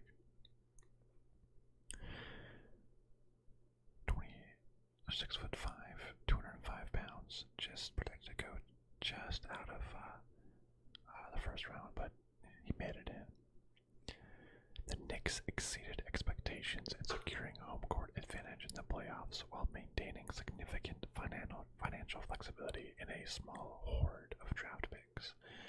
This team is now in the process of deciding whether to put all of its chips in, continue to grow from within, or wait for a star like Damian Lillard, Brad Beal, or Karl Anthony Towns to emerge on the trade market. The Knicks have a strong nucleus in place with Julius Randle and RJ Barrett, but could certainly stand to add more pieces around them, especially on cheap rookie scale contracts. They started the night with the number 19 and 21 picks, but moved down to 25 and picked up a future first and future second round pick. Quentin Grimes helped lead Houston to the Final Four, but didn't truly emerge as a major draft prospect until he posted 2 outstanding games at the NBA Draft Combine. He led in scoring and showed significantly more ball handling and passing ability than advertised. More importantly, Grimes displayed the ability to play with toughness and confidence, things that he struggled with early in his career. He shot 40% from 3 on the season on a huge amount of attempts, and was an important cog for one of the best defenses in college basketball, attributes that give him strong role-playing credentials. Having just turned 21 2 months ago, Grimes has the right combination of youth, experience, and productivity teams look for to hopefully emerge as an immediate contributor on the wing for the Knicks. I like this guy, just, because he wasn't a prospect, but then did great at the combine. Really showed up, helped himself out. Good job, Quentin. With the 26th pick in the 2021 NBA Draft, the Denver Nuggets select Nah'Shon Hyland, a point guard from VCU. What is VCU? What is that? Virginia Commonwealth? Oh yeah, it is Virginia Commonwealth University. Alright. Number 32 overall. If I recall, March Madness, I remember VCU being one of the teams that I really didn't know much about. I think they lost to Oregon. Oh, no contest. That's right. They had a forfeit. I believe a COVID thing, if I recall. But he still gets drafted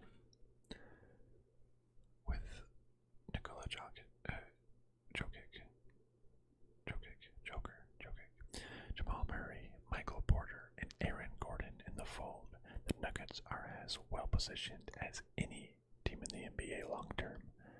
Murray's unfortunate ACL injury, which will likely cause him to miss most or all of next season, is the main obstacle they'll have to work through in the short term. Looming are the financial implications of sizable long-term deals. They'll be expected to offer Gordon and Porter to retain them. With that in mind, finding players who can contribute on a rookie scale contract would be helpful, as splurging on veterans in free agency might be difficult luxury tax-wise in a year's time. Nah'Shon Bones Hyland, I like that, Bones Hyland, that'd be sweet, was considered a sleeper even before his sophomore year, but didn't fully emerge as a first-round caliber prospect until his scintillating showing in the opening game of the NBA Draft Combine. Hyland showed off his impressive change of pace game, his length as a defensive playmaker, and glimpses of passing ability that were few and far between throughout the season at VCU. Combine that with a deep off-the-dribble shot-making prowess, and it's easy to see why teams are high on the lanky combo guard, as he plays exactly the type of bucket-getting role many NBA teams are actively seeking off the bench. He'll have plenty of opportunities to show he's ready to contribute in Denver's backcourt until Murray returns to full strength, which likely won't be for a while. Man, 6'3", 173. This dude's tiny for an NBA guy. I'm bigger than this guy. I'll beat you up. Just kidding. Please don't hurt me, Bones. Bones, don't hurt my bones. With the 27th pick, the 2021 NBA Draft, the Brooklyn Nets. That's all New York, anyways. The Brooklyn Nets select Cameron Thomas, a shooting guard from LSU. 6'4", 210 pounds, 20 overall, but fell a little bit. The Nets are happy to pick him up here at 27.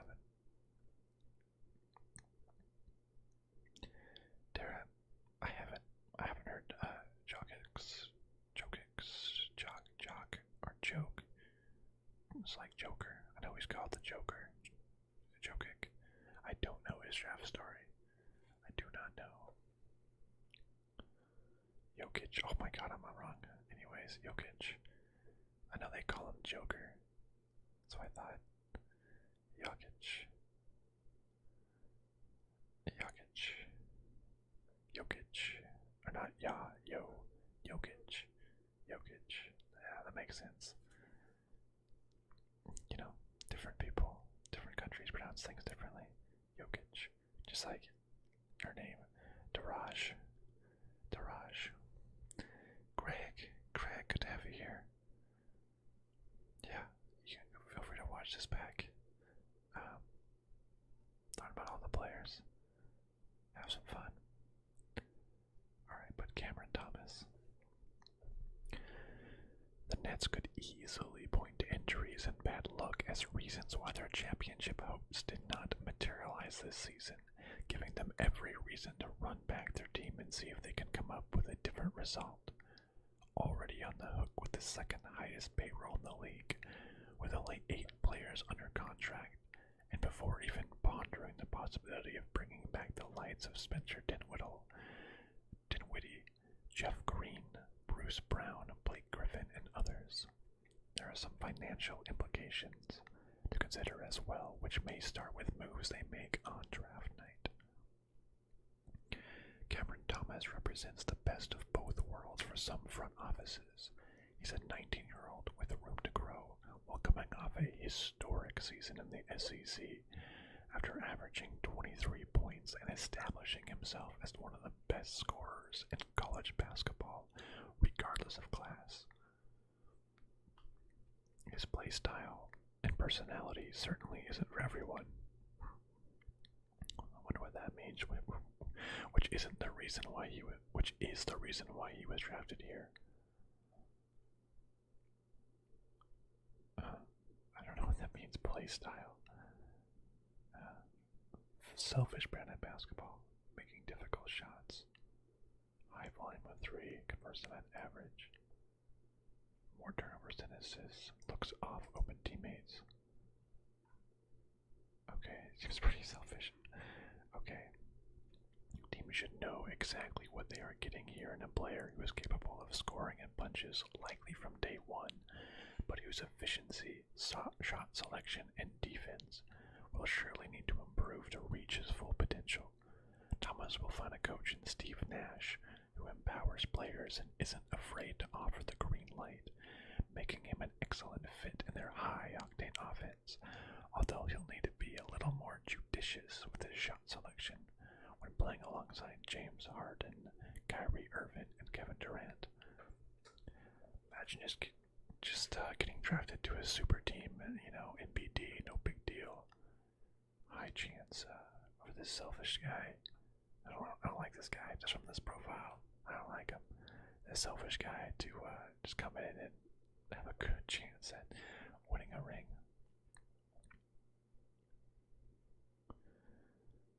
To relate Jokic's draft story of basically he was sleeping when he was drafted and his brother called him to say he was going to the NBA, to which Jokic just basically said, yeah, that's cool, went back to sleep. Too casual.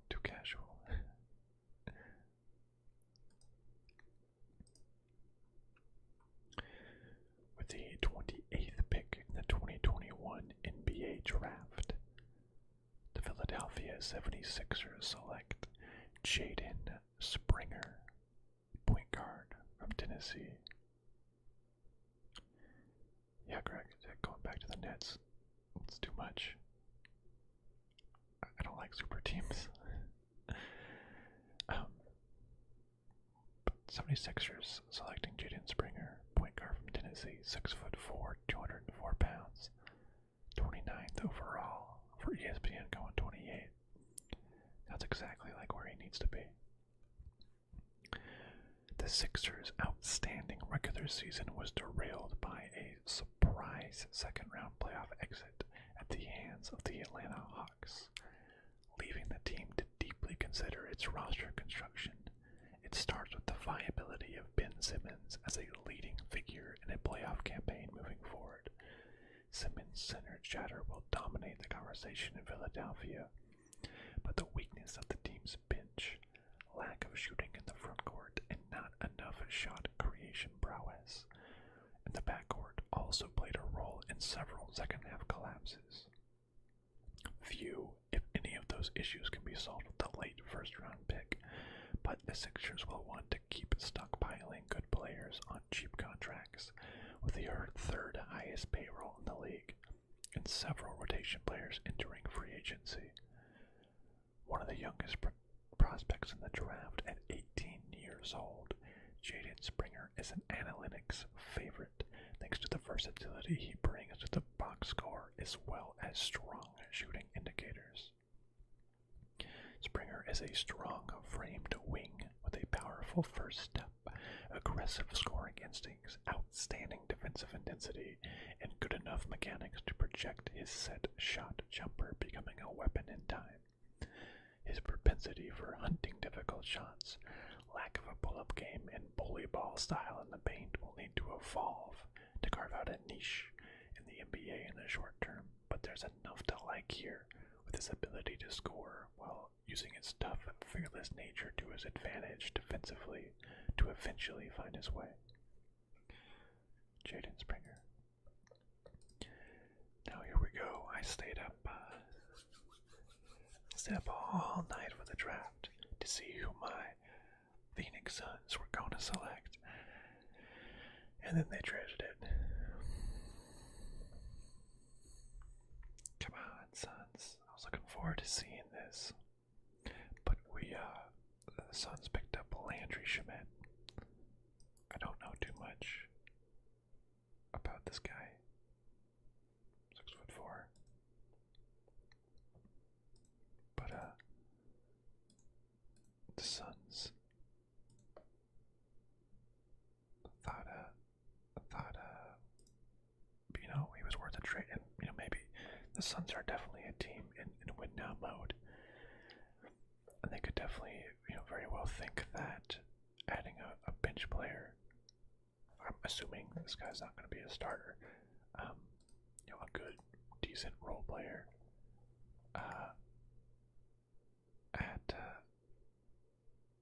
to help win immediately is better than just hoping on a rookie at a 29th pick. I bet Landry Shamet will be better for their win now mentality. So I'm fine with it in the most part. So sure, hopefully he can. I don't really know much about him at all, but hopefully he can do something good. Yeah, Dara waiting on the Eagles. That's right. Correct. Yeah, that's what I'm thinking. Right, clock's ticking. Well, they just signed him to a 4-year contract, so we'll see. I guess clock is ticking while he's still good. So get a role player, bench player in there. Win now. That's fine by me. So technically, the Nets take this pick. Another Nets pick. And Landry Shamet leaves the super team. Well, I guess there's a lot worse places than the Suns. I was about to say that, man, he's leaving the super team to go to the Suns. Oh, that sucks. But the Suns are actually good. It's a weird feeling. So with the 29th pick in the 2021 NBA draft, the Phoenix Suns, and then trade to the Nets, select Day'Ron Sharpe, a center from North Carolina, 6'11", 265 pounds. Third best center in the draft, 25 overall. Decent pickup for the Nets there. The Nets added a second first-round pick by sending Landry Shamet to Phoenix in exchange for Javon Carter, allowing them to select Day'Ron Sharpe. He improved his standing in the pre-draft process by shedding weight and showing more potential as a shooter than he had demonstrated in his somewhat underwhelming lone season at North Carolina. He's drawn comparisons to big men like Thomas Bryant, thanks to his outsized personality and terrific intensity level. His skill component as a passer and shooter will likely determine what type of role he's able to carve out for himself in the NBA. But okay, the Suns player, not to be. And with the last and final pick in the 2020, well, wait, no, it's the final pick of the first round in the 2021 NBA draft. The Utah Jazz, you like jazz, selects Santi Aldama, power forward from Loyola, Maryland, not Loyola Chicago, the team that you see in the March Madness. That's a different Loyola.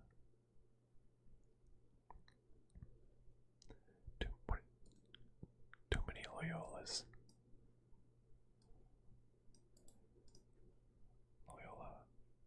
Does Loyola mean something? Sound like a word by itself. Loyola. Jesuit. It might just mean like a Jesuit thing. Anyways. Yeah. Yeah. Rockets got Usman, Garuba, and he also got the Turkey guy as well. Alperen Sengun. They got a lot of international folks. Yeah, a lot of too many Loyolas. But anyways, Loyola, Maryland this time. But the Grizzlies actually traded here to pick it instead of the Utah Jazz. So Santi Aldama is going to the Grizzlies. 59th ranked player overall. This is the largest difference we've seen, I believe, besides Zaire William. 10 to 28 and 18 place difference. This is a 29 place difference according to ESPN's Top 100. Pretty big drop off here, maybe due to a small team. Let's see what it has to say. Utah traded this pick to Memphis as part of an undisclosed package. That's really interesting. If it's undisclosed, right, it can't be player because you would know the players that were moving. Just like money, I don't know. They surprised many around the league by selecting Santi Aldama from Loyola, Maryland. Aldama made a name for himself on the international FIBA circuit, playing for the Spanish national team, winning the Under-18 European Championship in 2019 and being named MVP of the tournament. Aldama had a mysterious draft process, not conducting any publicly known workouts with NBA teams and electing to decline an invitation to the NBA draft combine, citing a desire to continue his career in Spain. He openly discouraged teams from selecting him, going as far to turn down Zoom interviews after returning to his home country. Most NBA teams assumed he received some type of assurance that he'll be drafted, a promise, or will receive a two-way contract after going undrafted. And hearing his name called Thursday likely confirms that he was shut down by Memphis several months ago, likely much higher than what they thought they needed when they made the promise.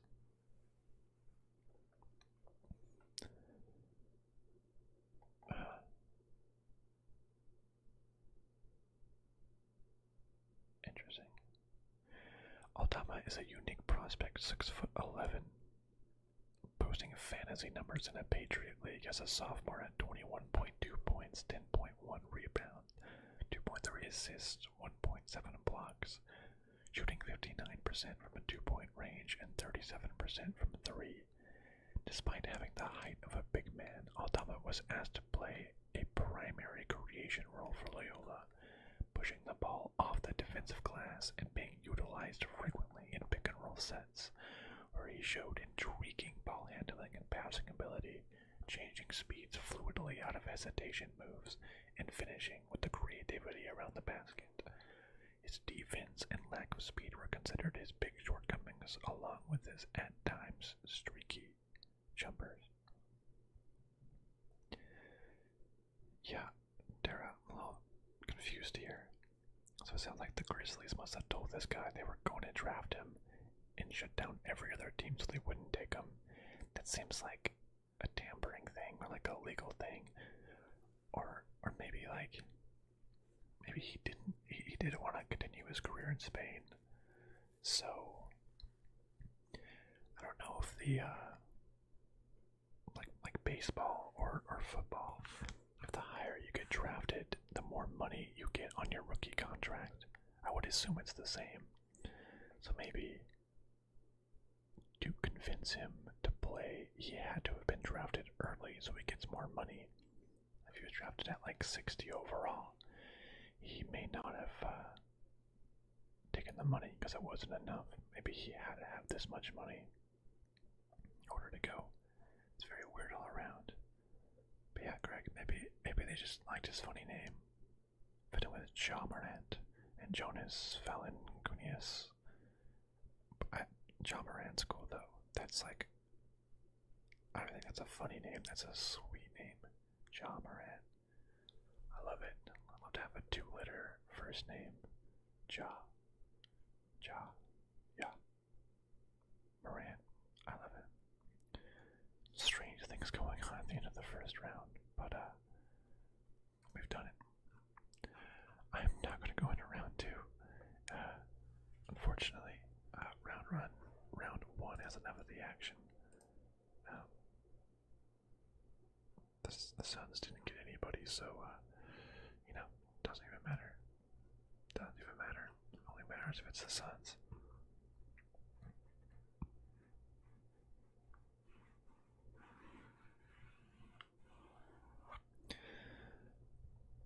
But thank you so much for watching. I need to go to bed. It's been great. Glad to have all of you here. Talk about basketball. I know all these. That's true. His rank might have been affected by the process, so he might have meant to go there, but then rank fell. I don't know. But I know so much of you love all the draft videos and sports videos. Baseball, basketball, football. I don't watch NBA very much. I only watch the finals a lot because the Suns actually did really good. I even bought a hat just to support my hometown team, so happy about that. But hopefully they do good next year. Hopefully, and maybe I'll pay more attention since the Suns are good now. But thanks everybody, I really appreciate it, and I'll see you next time. Oh wait, while I'm here, while I have you all, if you are not already on my Discord, please consider checking it out. Talk about a lot of fun stuff. Have a lot of fun. Always open to chat. Things are always fun and good. Greg, I disagree. I hope the Suns do better than the Warriors. I hope the Warriors, frankly, do bad. I'm sorry, Greg. Them's fighting words. Thanks, Dara. It's always fun when you join. Been a while. Thanks for being here. Good conversation. See you next time on the Space Age.